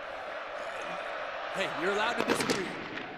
And I'm sure that he disagreed with the way that Mike Stoops was calling that defensive series. Deron Neal pulled down at the 25-yard line. Another big game in the Big 12 coming up later tonight. Number 7 Kansas State and number 6 TCU. Don't miss this Big 12 battle. Playoff implications on Fox at 6:30 Eastern. Mentioned it during the first half. I think it bears repeating. Kansas State is 4-1 against top 25 teams on the road since 2012. How about the job that Bill Snyder has done there in Kansas State? You know, so many teams really surprising people. Dana Holgerson in Morgantown doing a great job with West Virginia. A lot of surprising teams here in the Big 12 this year. West Virginia and Texas follows us here on Fox Sports 1. Start this drive with a jet sweep. Micaiah Quick gets a block, then runs into his own man and limits the game. Bryce Hager getting a team-high 8th tackle on a gain of 5. Second down. Well, Joe, you said it there. He ran right into the back of Keith Ford, and had he not, he had a running lane right up the sideline. But look, Oklahoma needs a score on this possession. They have to get a score right now because you cannot afford to give Baylor the chance to go up 38-14. You must cut this momentum right now or risk letting this game get out of control. Keith Ford, big hole off the right side. or close to a first down. I heard Coach Wannstedt during the halftime talk about how they need to keep feeding Keith Ford. You've got P. Ryan, you've got Ross, but Ford running it well in his first game back from injury. 3rd down and 1. It's Ford again, and he's shut down. Bo Blackshear drops him for a loss of 2. And it's 4th down for Oklahoma. Joe, and that's the second time today that Bo Blackshear simply pushed his way into the Oklahoma backfield and made a solo tackle. Great individual effort by that young man. And Baylor's defense, again, Baylor's rush defense. I never thought I'd say that Baylor's defense comes up with a huge play. Top rush defense in the Big 12. You wonder how skewed that is because they get ahead of teams and everybody's throwing against them. Nobody's running the ball when you're down by a few touchdowns, but they're showing that it's not necessarily all skewed. Yeah, it didn't look skewed right there. Play clock winding down. They barely get rid of it. Jeb Barnett punts it to Levi Norwell with a fair catch signal. Let it drop and bounce out of bounds inside the 30. 28 straight points for the Bears. Couple of touchdowns for Coleman. 1 on a go route. 1 where he lined up in the backfield. It's all Baylor right now.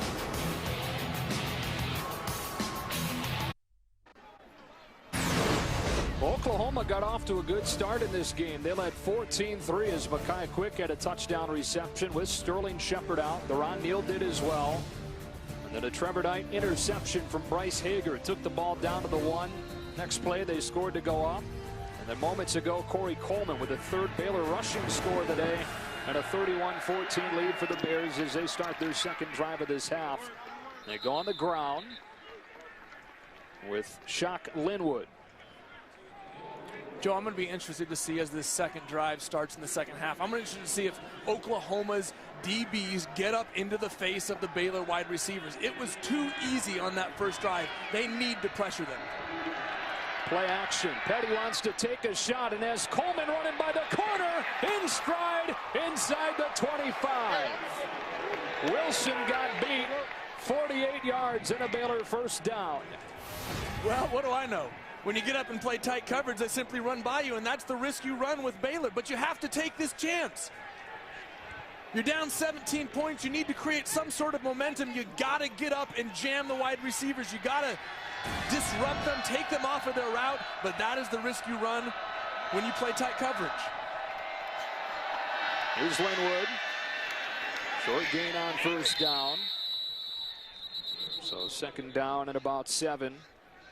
Well, Bryce Petty, who came into the game hitting under 50% of his passes over the last 4, has hit 14 in a row, and after a bit of a sloppy start, locked in. Let me do some, I'm not great at math, but what is 21 of 25? Is that over 50%? That is, yeah. Okay, quite just a bit. checking. Statsman Barry Allen gave you the thumbs up. I think it's 84%, Barry. All right. 2nd down. Petty takes advantage of the cushion again. Coleman against Wilson, who's having a nightmarish afternoon. Within a yard of the 1st down, 3rd and 1. Well, this is what Baylor does to you on defense, is they keep you guessing. You take the 6 yards, you take the 6 yards when they play off, you come up and press them, and they run right by you. Now you don't know what to do. You're just guessing. Linwood with a big hole. And it's 1st down and goal for the Bears. Stephen Parker stood him up at the 5. Bryce Petty quietly has just gone past RG3 for the most 300-yard passing games in program history. 14 in 2 years as a starter. On 1st and goal. Linwood fighting forward. 2nd down.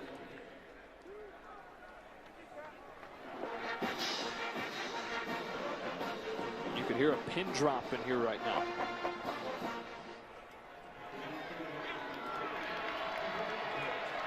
Dominant performance from Baylor to start this 2nd half. Linwood again, feeling his way into the end zone. Touchdown Baylor. 4th rushing score of the day for the Bears. And a couple of impressive, efficient drives to open this 2nd half.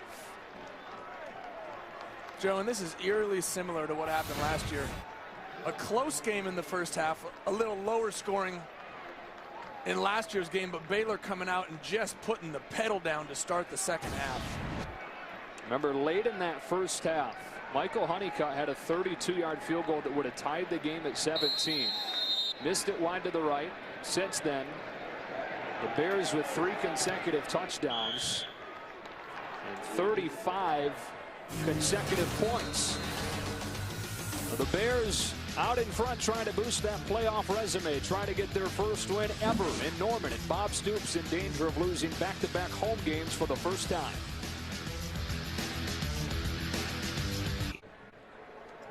Fox Sports 1 College Football is presented by Kay Jewelers, and Bryce Petty in this Baylor offense with a couple of efficient drives to open the second half. Petty has now completed 15 consecutive passes. We talked with Art Briles about him this week. He said that there was a time early this year where he was trying to be perfect, like you said, trying to replicate those amazing numbers from last year.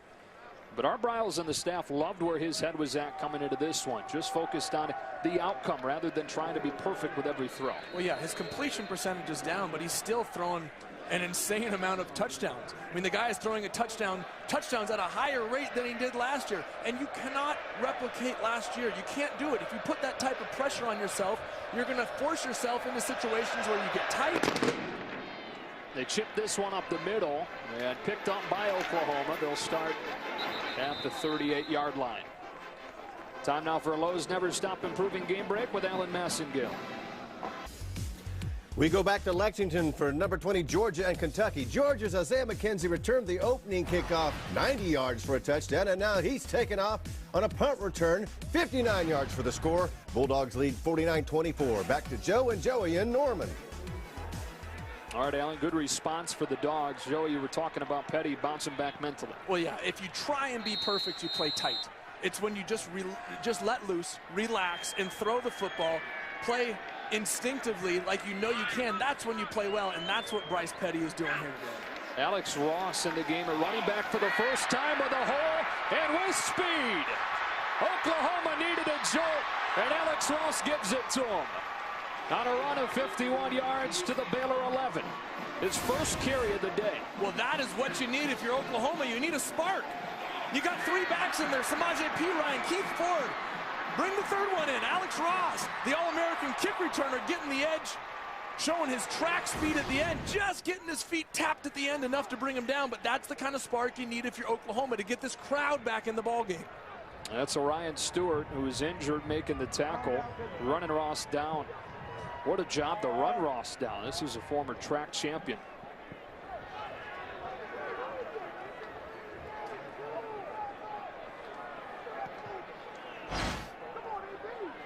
You hate to see the sophomore from Waco, Midway High School. His first season as a full-time starter. Injured on this play.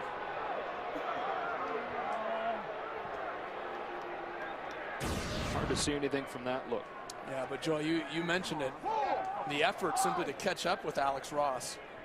Maybe looked like he fell awkwardly on that left shoulder. Take your time, two-way recovery. Take your time. Hey, he ran him down.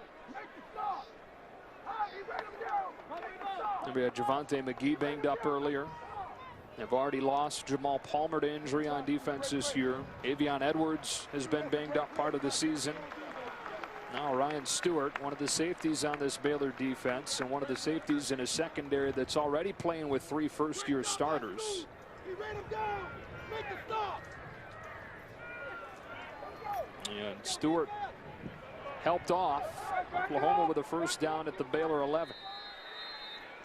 Got to have a touchdown if you're the Sooners here, battling back from down 24.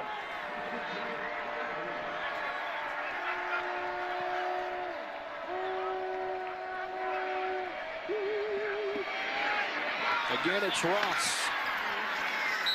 Stop made by Alfred Pullum, who's in the game replacing Stewart. We had to come in for Terrell Burt earlier when Burt got banged up. Well, Joe, nice job by the left side of the offensive line there. Tyrus Thompson and Adam Shedd for Oklahoma, opening up a big hole. But like you mentioned, Alfred Pullum coming up and making the stop right in the hole. Offensive line for Oklahoma, one of the biggest, one of the best in the country. They're facing one of the top defenses in the Big 12 today. 2nd down and 6.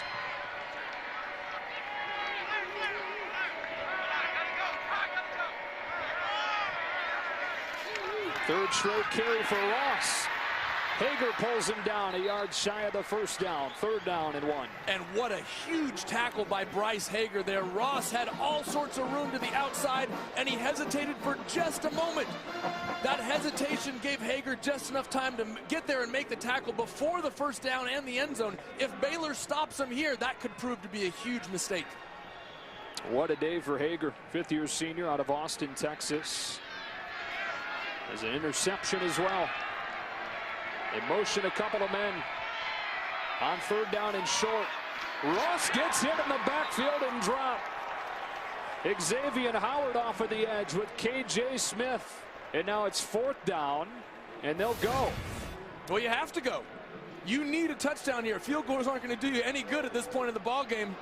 But again, the tackle by Bryce Hager setting up that 3rd down and now setting up the 4th. They go out of the gun with Ford back in the game at running back.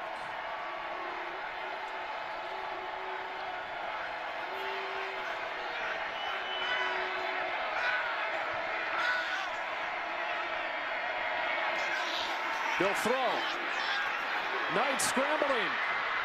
Gets away from Hager. Picks up a block and throws incomplete. Baylor comes up with a stop and takes over at the 3. Oklahoma with an impressive drive to march it down. They had it 1st down from the 11. Couldn't get another 1st down. Bears have it on the other side.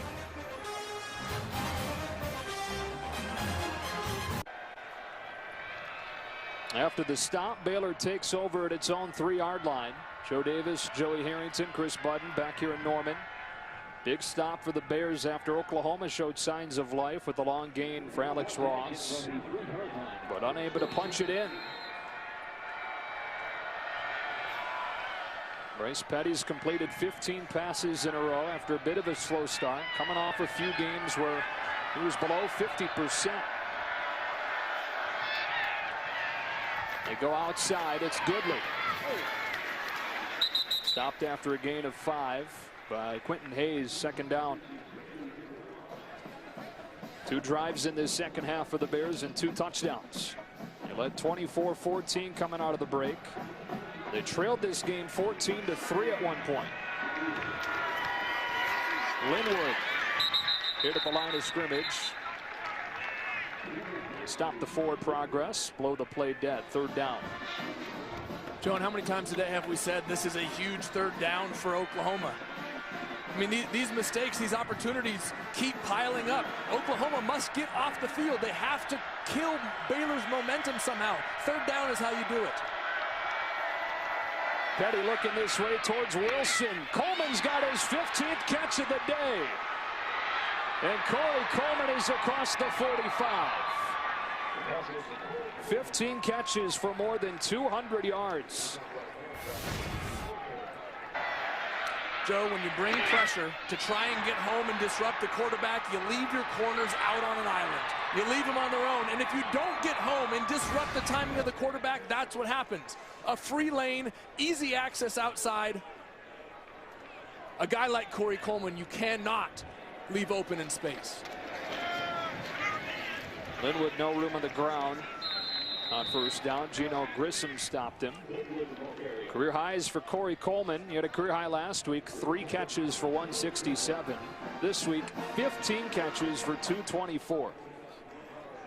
How many times are we going to see a Baylor receiver go over 200 yards? Katie Cannon, week 2, the true freshman coming in the place of Antoine Goodley. Anybody, any of these wide receivers can do this. Katie Cannon went down and got that one. They have 5 players that have had a 100-yard receiving game this year. That's the best in the country. They've somehow done it with many of their top-level guys banged up for the first month of the season. They were without Coleman. They were without Goodley. They were without Norwood, without Fuller for a good chunk of the first month.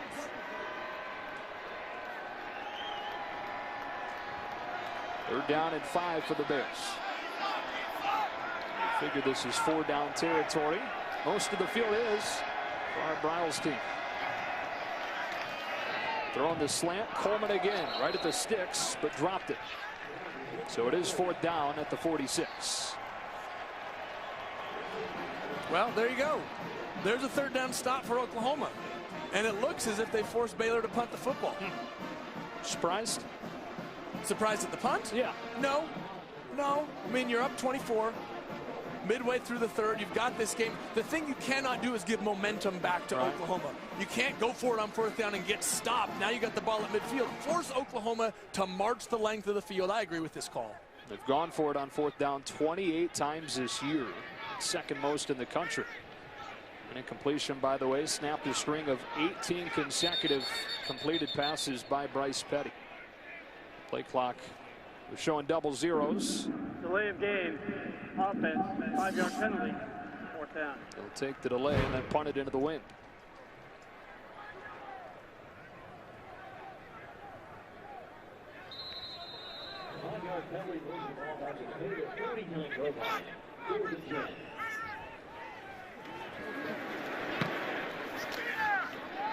Line drive punt takes a good bounce. Well done by Spencer Roth and downed at the 6-yard line.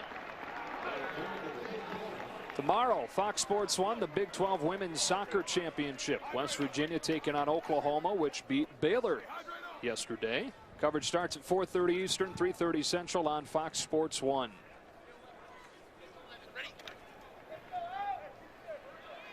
Dead quiet in this place. 89-6 here under Bob Stoops.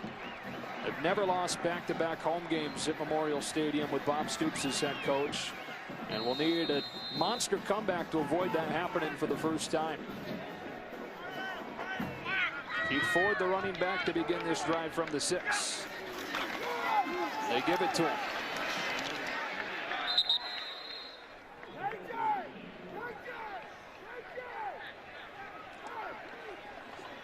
Taylor Young making the stop. 2nd down and 7. And again, they're without Sterling Shepard, their top receiver, their top big play threat on the outside. Knight having to deal without him. So short-handed trying to make this comeback. They'll swing it outside. Ford makes one man miss. And then pushed out of bounds by Hager, who is hurt on that far sideline. Bryce Hager is down. Well, that's not good for Baylor. You've already lost Jamal Palmer. Javonte McGee went down early in the game. Orion Stewart. If you lose Bryce Hager, that's 4 potential starters for this defense that could be out. Here's Bryce Hager right in the middle of your screen.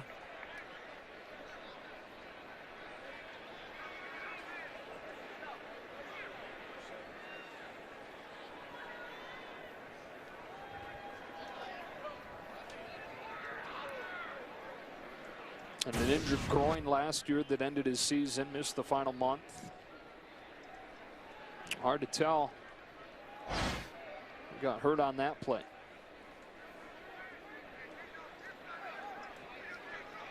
Good to see Hager help to his feet. Walks it off under his own power. What a day it's been for him. Had an interception that he took back to the 1-yard line. He's the team leader in tackles. 9 today. 5th-year senior from Austin, on his way to a 3rd All-Big 12 honor this year, likely. Well, Joe, and I'd argue that the most important of those tackles came on second down and goal on that last one for Oklahoma. Here's 3rd down and short. They roll Knight outside to KJ Young to extend the drive against Ryan Reed. Finally, something positive, something to cheer for Oklahoma. I mean, you got to look for the little things right now, something to build on. Get a little momentum, get a little crowd, convert a 1st down, and then try and get some points to get back into this ballgame. Has one-on-one on the outside and takes advantage, hitting Deron Neal, but a flag down in the backfield. Holding, number 79 offense. 10-yard penalty. Second time Darrell Williams has been called for a holding penalty to erase a 1st down pickup today. Joe, and it seems like every time there's something positive for Oklahoma, they shoot themselves in the foot. I mean, the mistakes continue to pile up. Costly mistakes. Roughing the punter. Inopportune holding calls. Interceptions. You can't make those type of mistakes against a great team like Baylor. 6 penalties for 54 yards on Bob Stoops' team. And instead of a first down out across the 30, it's a first down back at the 11. First down and 20 for the Sooners.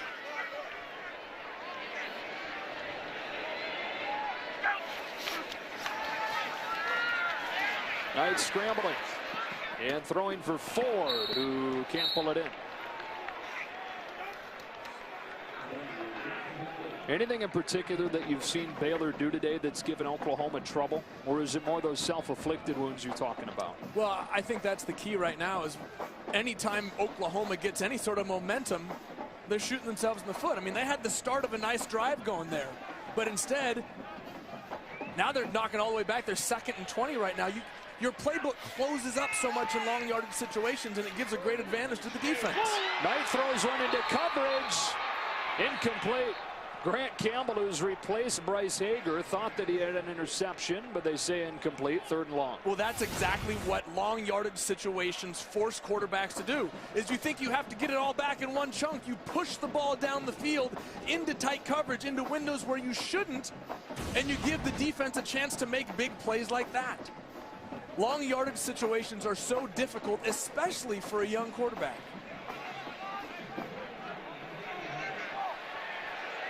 Third down and 20.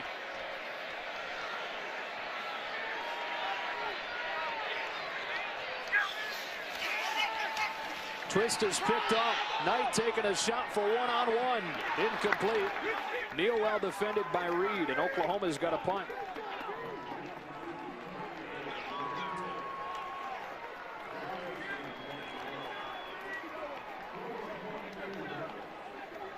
Joe, Oklahoma's grasping at straws right now. I mean, any semblance of momentum, anything, any bit of continuity is gone. And they're simply trying to throw one out there to generate some sort of big play. But the fact is they haven't been able to sustain anything, and that's what's really hurting. Heck of a punt right here. Norwood will watch bounce and then pick up at the 34 and get tackled from behind. 55-yard punt there for Jed Barnett with the wind to his back.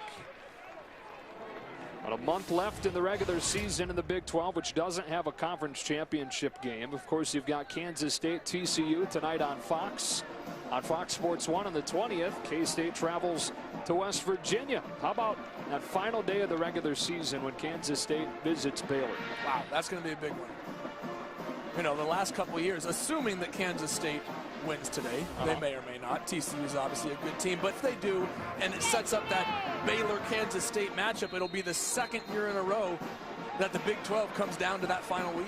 Last year, Baylor-Texas in the final game in the old Floyd Casey Stadium decided the title, which Baylor won.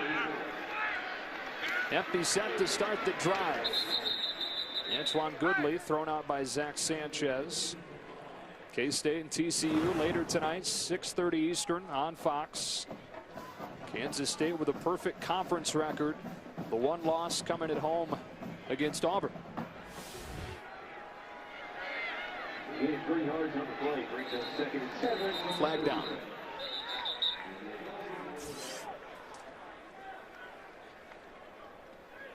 False start. Number 61 offense. 5-yard penalty. 2nd down.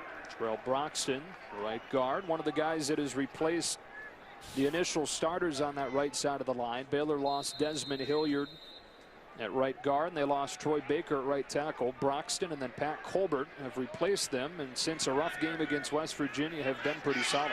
Well, that's the thing. They had to come into a tough situation against West Virginia on the road. And Coach Brown said they didn't play extremely well, but have really done a nice job since. Petty makes one man miss. Throws across his body for Goodley with a spin. Antoine Goodley stays on his feet to the 39. 29 yards, and Goodley starting to break out.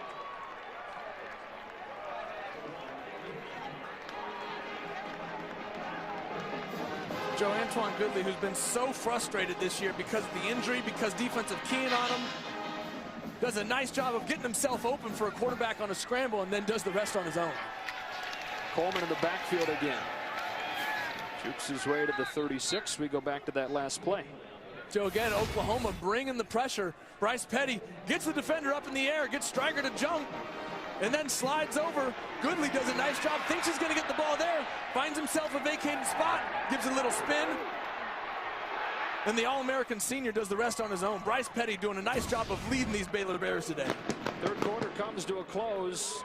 Bears outscore the Sooners 14-0 in this third and have a commanding lead as we go to the fourth. Talking about boosting your playoff resume, this is one way to do it. Dominating number 15 on the road.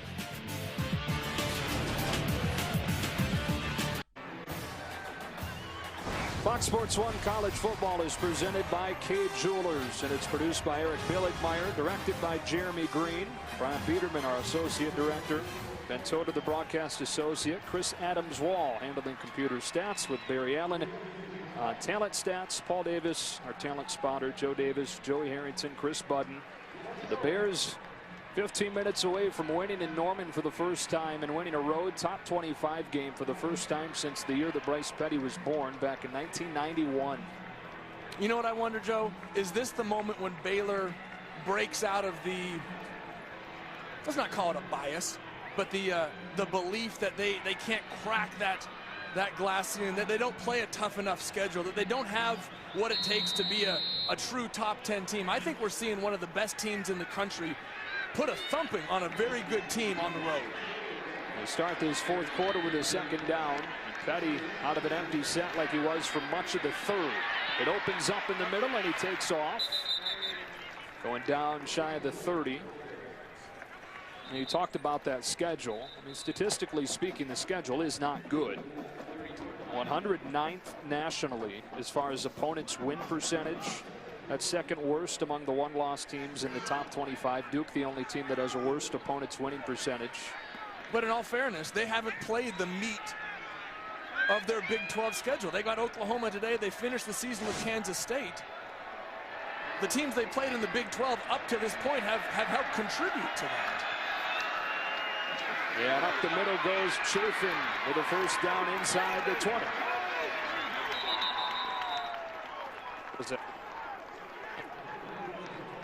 And Joe, while there is there's some definite legitimacy to the fact that Baylor did not schedule a tough non-conference game, and they have played some of the softer teams in the Big 12 to start the conference schedule.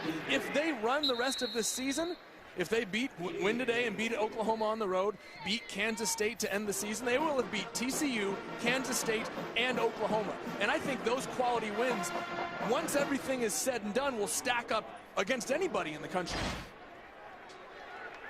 We've talked about it, that final weekend of the regular season. We'll have K-State at home. Could be for the conference title. Chafin slammed down inside the 10 by Grissom.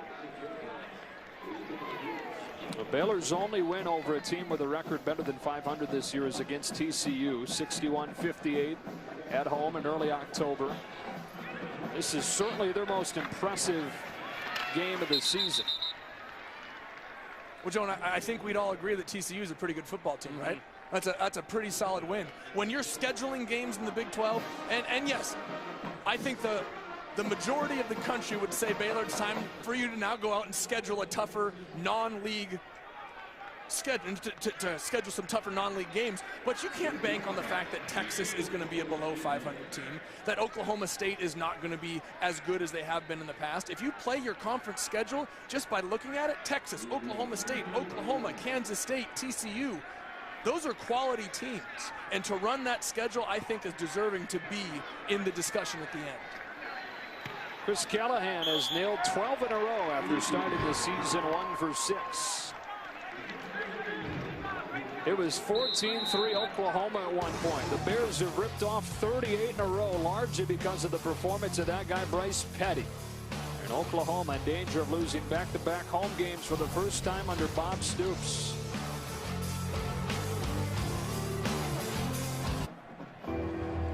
Oklahoma home to 5 Heisman winners and all immortalized with statues around the stadium. And a few of them in attendance today. The Saturday morning kick here in Norman. Steve Owens, Billy Sims, Jason White all in attendance. Owens, the 1969 winner. Billy Sims won in '78. Jason White in 2003. Most recent one was Sam Bradford. How about Billy Sims' high step? Ooh, he still got it.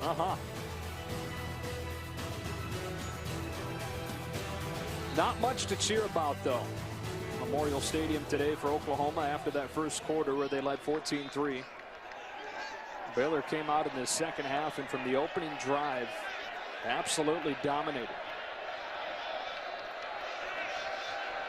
Spencer Evans will kick it away. Done a nice job today keeping it away from Alex Ross. Taken by one of the up men. And up in the 34-yard line with a flag down goes Connor Knight, Trevor Knight's twin brother. Plays tight end for the Sooners team. Well, Coach Briles told us if we kick it to Alex Ross, it's a mistake. They're kicking to everybody else but Alex Ross.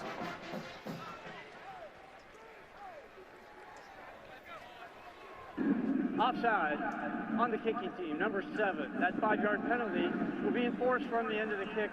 First down. Let's check in with Chris Budden for an update on Bryce Hager. Yeah, you saw him limp off the field a couple of series ago. He's dealing with a hip pointer, and defensive coordinator Phil Bennett went up to him while he's getting worked on and goes, "Can you get back out there?" He goes, "Yeah, coach." So not out there quite yet, but he says he's ready to go. In a 41-14 game with 12.5 minutes left. Those two guys have spent many late nights watching film together. Phil Bennett, Bryce Hager, quarterback of his defense at that middle linebacker spot.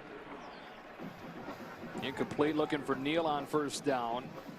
But a touchdown early on in this game. There's Hager. His father is the all-time leading tackler at Texas.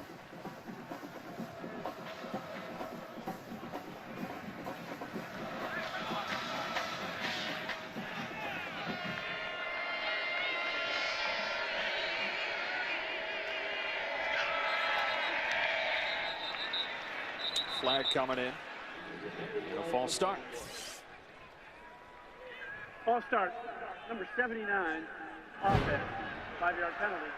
Second down. Rough day for Darrell Williams. Now, Oklahoma has not played well today, but it's time to start giving Baylor some credit. Right. They're better than the 12th team in the country. Absolutely. I mean, you mentioned the time that Coach Bennett and Bryce Hager have spent together. Everybody thinks Baylor is just an offensive team. This defense is playing good football this year, and they're holding to good football teams to very small amounts of yards. This is a well-rounded, very well-coached Baylor football team. Neal has it against Howard. Sets up a manageable third down. The defense under Bennett in his 4 seasons there has improved each year. Coming to this game, 31st nationally in scoring defense. His first season, they were 113th in the country. I love the way that Coach Bennett has just little by little changed the philosophy, changed the mentality of this defense. You know, guys like Bryce Hager have been around for a while. Sean Oakman has developed into a tremendous player from last year. Andrew Billings on the inside. Young man from Waco High School has helped contribute to the turnaround of this Baylor defense. This is a group effort. Oakman gets Knight 2 yards short of the first down. So 4th down and about 2 for the Sooners. Talking about the turnaround under Phil Bennett in his 4 seasons. Remarkable what he's done. And inherently, with the way the offense plays, you're put at a disadvantage as a defense because the offense goes so quickly. And yeah, you're going to have a lot of points, so you can give up more, but you're going to be on the field a lot. Well, that's the key. You're going to be playing defense for somewhere between 80 and 100 plays per game. And Coach Bennett mentioned the rotation, losing Jamal Palmer, Javonte McGee, but he's developed enough talent to fill in those gaps, and boy, have they filled in well.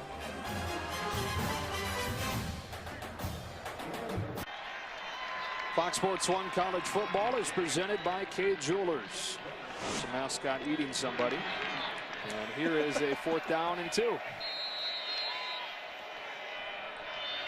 Ford motions out. Knight under pressure and stays on his feet long enough to extend the play, but that's all. Sack back at the 31. Grant Campbell is filled in nicely for Bryce Hager, combining to sack Knight, who was slow to get up.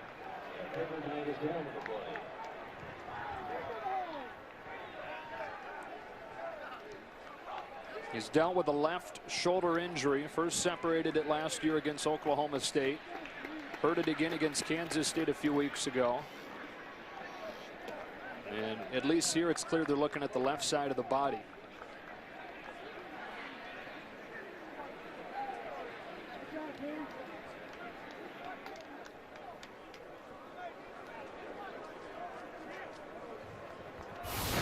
Joe. Trevor Knight took a big cleanup shot here at the end.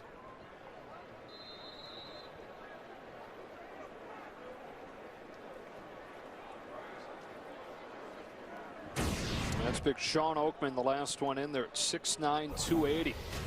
We'll take a break.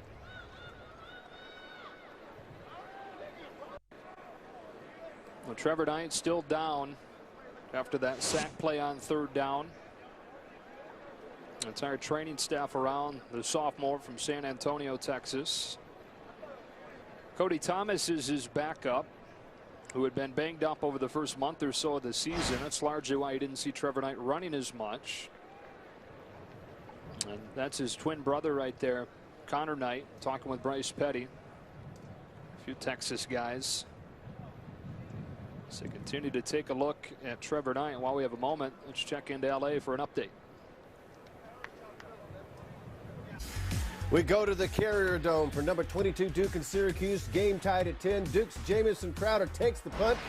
52 yards for the go-ahead touchdown. Blue Devils lead 17-10 in the 4th quarter. Back to Joe and Joey and Norman. Okay, Alan. It's another one-loss team there in Duke. Breaking that tie late in the Carrier Dome.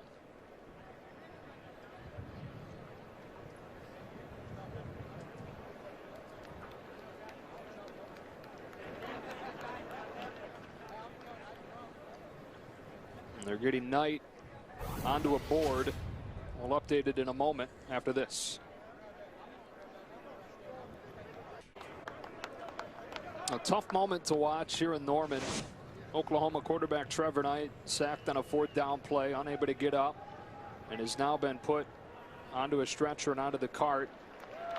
And does with a sign to the crowd as they take him off.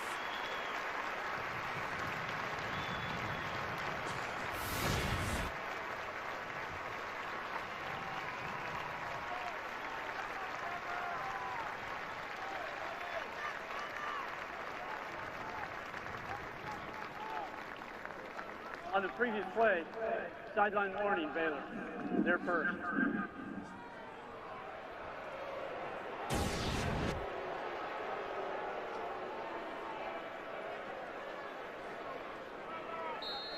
So we'll eagerly await over the coming hours here an update on Knight's condition, which everybody here is wondering about, everybody watching at home. As the sophomore quarterback is taken off. Wide snap pulled down. And Chuck Linwood goes inside the 30. Well, it tends to put things in perspective when you see something like that. Guy that's been under heat after a monster finish to last season. We talked about the expectations being a little bit unfair for him coming into this year. One thing remains, regardless of the numbers for Trevor Knight, the remarkable fact that he's a team captain as a sophomore. This is a guy that is incredibly well respected by the guys that he shares a locker room with. Well, absolutely. And it doesn't change the fact that he's a 19 or 20-year-old young man. Yeah. I mean, no matter how many interceptions you throw at key times during ball games, it doesn't take away from the fact that he's a good person, a good young man who's trying his best out here, and you hate to see something like that happen.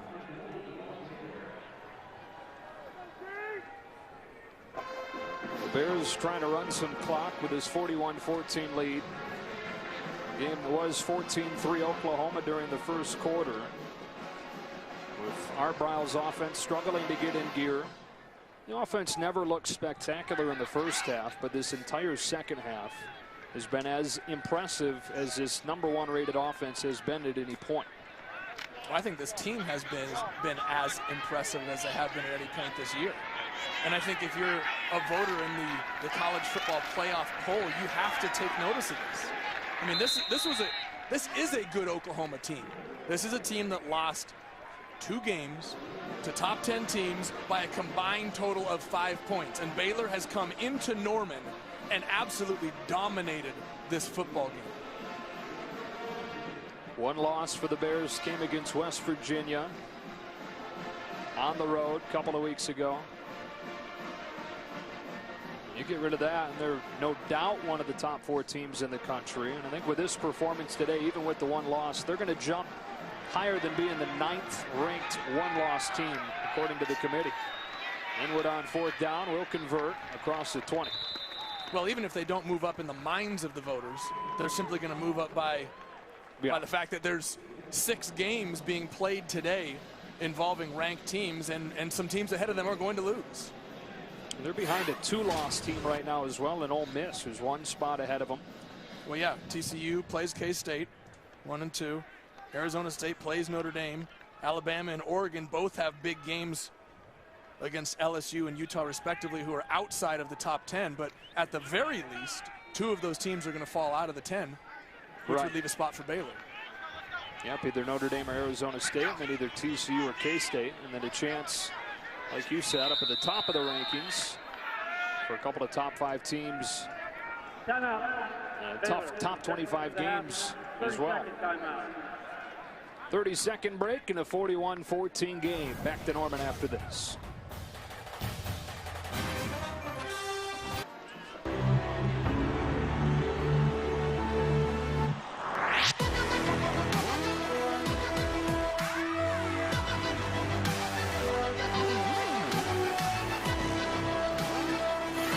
You said it, Joey. This is a Baylor team right now considered among the bottom part of the 1-loss teams.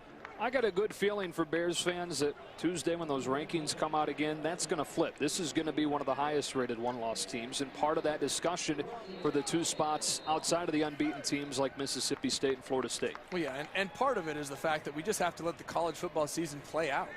I mean, you're looking at this, a single snapshot this week based on what you've done up to this point of the season, but some teams have backloaded schedule. Some teams have played their quality games to start the year, and as this college football season plays out, we see it every year, Joe. Teams lose in November. The pressure builds. These are young men who are trying to accomplish great things, and you cannot, unless you've been there, you cannot imagine the type of pressure that builds for these kids as they play deep into the football season. And for the, I think, honestly, 5th time today, the ball's blown off the tee. They get a holder. And Spencer Evans pops another one up. Connor Knight, Trevor's brother, takes it across the 35. How about our Academy Sports and Outdoors Right Stuff player of the game? It's Corey Coleman. What a day for him. 3 catches for $167 last week. It was the big plays. This week, it was the quantity of plays. 15 catches for $224 for the sophomore. Well, Corey Coleman was all over the place. 7 touchdowns over the last 5 games. Adds another couple to that total. Look, the depth of this receiving core for Baylor is incredible. To have a consensus All-American and Antoine Goodley last year, missed the first 3 games, have him be replaced by a true freshman who midway through the season was leading the country in receiving, and now, oh, by the way, their 3rd guy, Corey Coleman, happens to catch 15 balls for 200-plus yards and a couple of touchdowns. That's talent. Alex Ross runs for a 1st down. For those of you tuning in for the West Virginia-Texas game, we'll get you out there immediately at the conclusion of our game, and in the meantime, flip over to Fox Sports 2 or stream it on the Fox Sports Go app or foxsportsgo.com. West Virginia and Texas down in Austin. Cody Thomas in the game now. Micaiah Quick goes up to grab it. Patiently waits for Young to set up the block. And gets a few. Terrell Burt makes a tackle. Cody Thomas, redshirt freshman from Texas, also an outfielder on the Oklahoma baseball team, replacing Trevor Knight, who was carted off with an injury that to this point is undisclosed.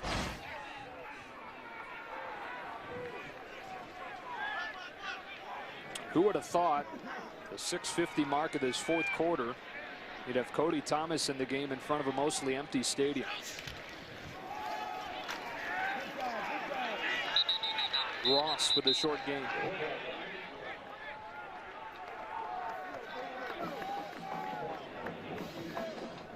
Do you think Baylor is 48-14 better than Oklahoma? Today they are. I mean, if they played this ball game 10 times, probably not. Oklahoma's a good football team and committed some costly errors, turning the football over deep in their own territory, a couple costly penalties. But that's football. You only get one chance. And right now, you can sit and argue it. Are they better? Are they not? Hey, they're 48-14 better than Oklahoma today, and that's all that matters. Thomas throws low for Ross, 4th down. Meanwhile, Oklahoma will fall to 6-3, a team that was picked to win the conference by the coaches. Fresh off that Sugar Bowl win over Alabama last year. Despite Baylor being the returning champion and bringing back a lot, really outside of the secondary. Well, if there's a positive, if there's a light at the end of the tunnel for Oklahoma fans, it's the fact that they're an extremely young football team. Trevor Knight's a sophomore. Samaje Perine's a freshman. Alex Ross is a sophomore. Sterling Shepard's a junior. On defense, Stryker's a junior. Your 2 middle linebackers are both sophomores. You got a lot of youth around this football team, and the potential for Oklahoma down the road is huge. Norwood takes a fair catch. Baylor takes the ball at the 11. Our insider Stuart Mandel put this together for us. His projections of the New Year's 6 bowl matchups as of the current rankings. Of course, you've got the 4-team playoff with the 1 versus 4 and the 2 versus 3 and the Sugar and the Rose respectively. And then the other teams fall into those 4 New Year's 6 bowls. All right, there's a new formula based on your rankings by the College Football Playoff Committee once you fall outside of that top 4. And this is, what do we say? This is about 90% accurate. You can basically project where teams are going to go. The highest ranked group of 5 team getting in there with that being Marshall right now. But we've talked about it, a lot of football left to play here. Seth Russell in for the first time, redshirt sophomore from Garland, Texas, and has Johnny Jefferson in there running back.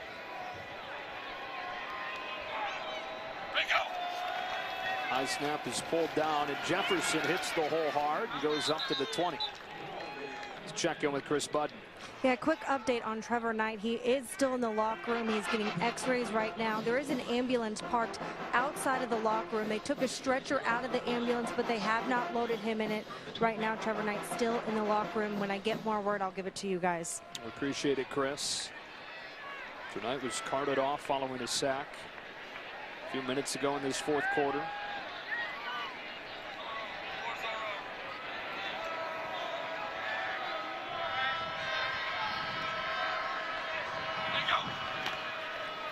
Jefferson again on 2nd down. Good patient running to find space. And a first down to the 25. So Russell has replaced Bryce Petty, who had, in a great career, one of his very best games today. Well, yeah, I think people have knocked Bryce Petty down from the pedestal that he was on to start the season because of kind of an up and down middle part of the year. But we talked about it, the pressure that he puts on himself. The pressure from the outside of being a Heisman Trophy candidate. The pressure of really lifting this Baylor program to heights that they've never been before. Today was one of his all-time great performances, coming on the road to Norman in a place that they had never won under Art Briles. Give the young man a lot of credit. And frankly, I think a performance like this puts him back into the fringe of the Heisman Trophy discussion. And I think can push him back into the reality of it as the season goes on if he plays this well. He's a guy that went 1,700 days between starting football games. Graduated high school back in 2009, did Bryce Petty. That's around when I graduated high school. We're talking about a guy. Come on now. Not around when you graduated high school, though. You can go back a little farther than that. Some of us are getting older. Gray shirted for a year, taking JUCO classes. Enrolled at Baylor in 2010, redshirted, mop-up duty 2011, backed up Nick Florence in 2012, and then finally took over the starting job last year and set 17 school records in that monster season that made the expectations this year, a lot like Trevor Knight's bowl game made the expectations for him this year pretty unrealistic. Well, one thing I think we all forget about is the fact that he also broke his back in the first game of this year. When we talk about playing through injury, Bryce Petty fractured 2 vertebrae in his back in his first game against SMU this season.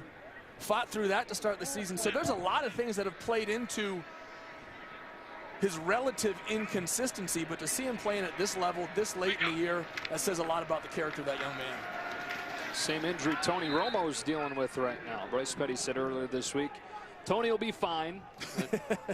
It's just a broken back, you know, he's fine. First team in FBS history to score 34 or more against Oklahoma in 4 straight games. And I mean, this was an impressive performance, impressive game plan from those 2 guys you just saw, Bracing and Art Briles, who's the offensive mastermind, and Phil Bennett, the defensive coordinator. And the guys on the field just made plays.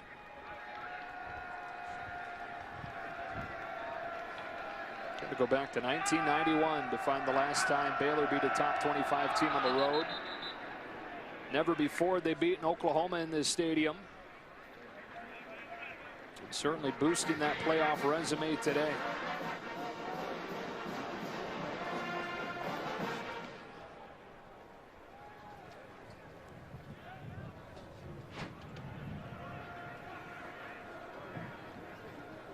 First time Baylor's won a game in this stadium, and Art Briles getting his first road win against a ranked opponent in 12 tries. Staggering to think about, with all the success that he's had in his time at Baylor, that they've not gotten a true road win against a top 25 team. They've got neutral site wins. They've gotten wins in bowl games against the top 25. But until now, never has Art Briles taken a team into an opposing team stadium ranked in the top 25 and come out with a win. Well, and I think that's been part of the criticism. I mean, you factor in the schedule, the soft non-conference schedule, the fact that they've never gone on the road and beaten one of the best in the conference. Hey, knock one of those off the list. This is a good Oklahoma football team. Norman is always a tough place to play, and they came in and dominated. That's kind of a part of the logical progression, right, for Art Briles in this program. First, it was going to a bowl game. Remember, not too long ago, 5 years ago, this team went 4-8. Missed out on a bowl game for their 16th consecutive year. So they finally get to a bowl. They win a bowl game. They have a Heisman Trophy winner in Robert Griffin. They win a conference title last year and go to a BCS bowl. They get a new stadium, and now here they are. It's a very big part of the playoff discussion in the first year of this format.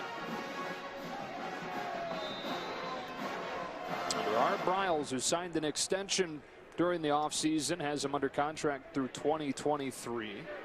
All kinds of overtures for him. It included from Texas during the offseason. They obviously went the Charlie Strong route.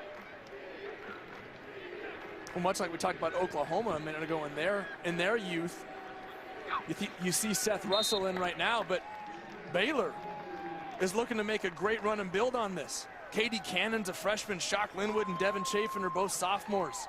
Corey Coleman's a sophomore. On the other side of the ball, Andrew Billings, who coach called probably their defensive MVP, is a sophomore. I mean, you have youth all over this football team, and Baylor is set up to be a dominant team in the Big 12 for a long time. They'll have to snap it just one more time. And after trailing this game 14-3, Baylor dominates and wins it 48-14. Only Oklahoma in that second half to less than 100 yards. They moved 8-1 in the season and likely into the top 10 when those rankings come out on Tuesday. For Joey Harrington and Chris Budden, the rest of our crew, Joe Davis saying so long from Norman.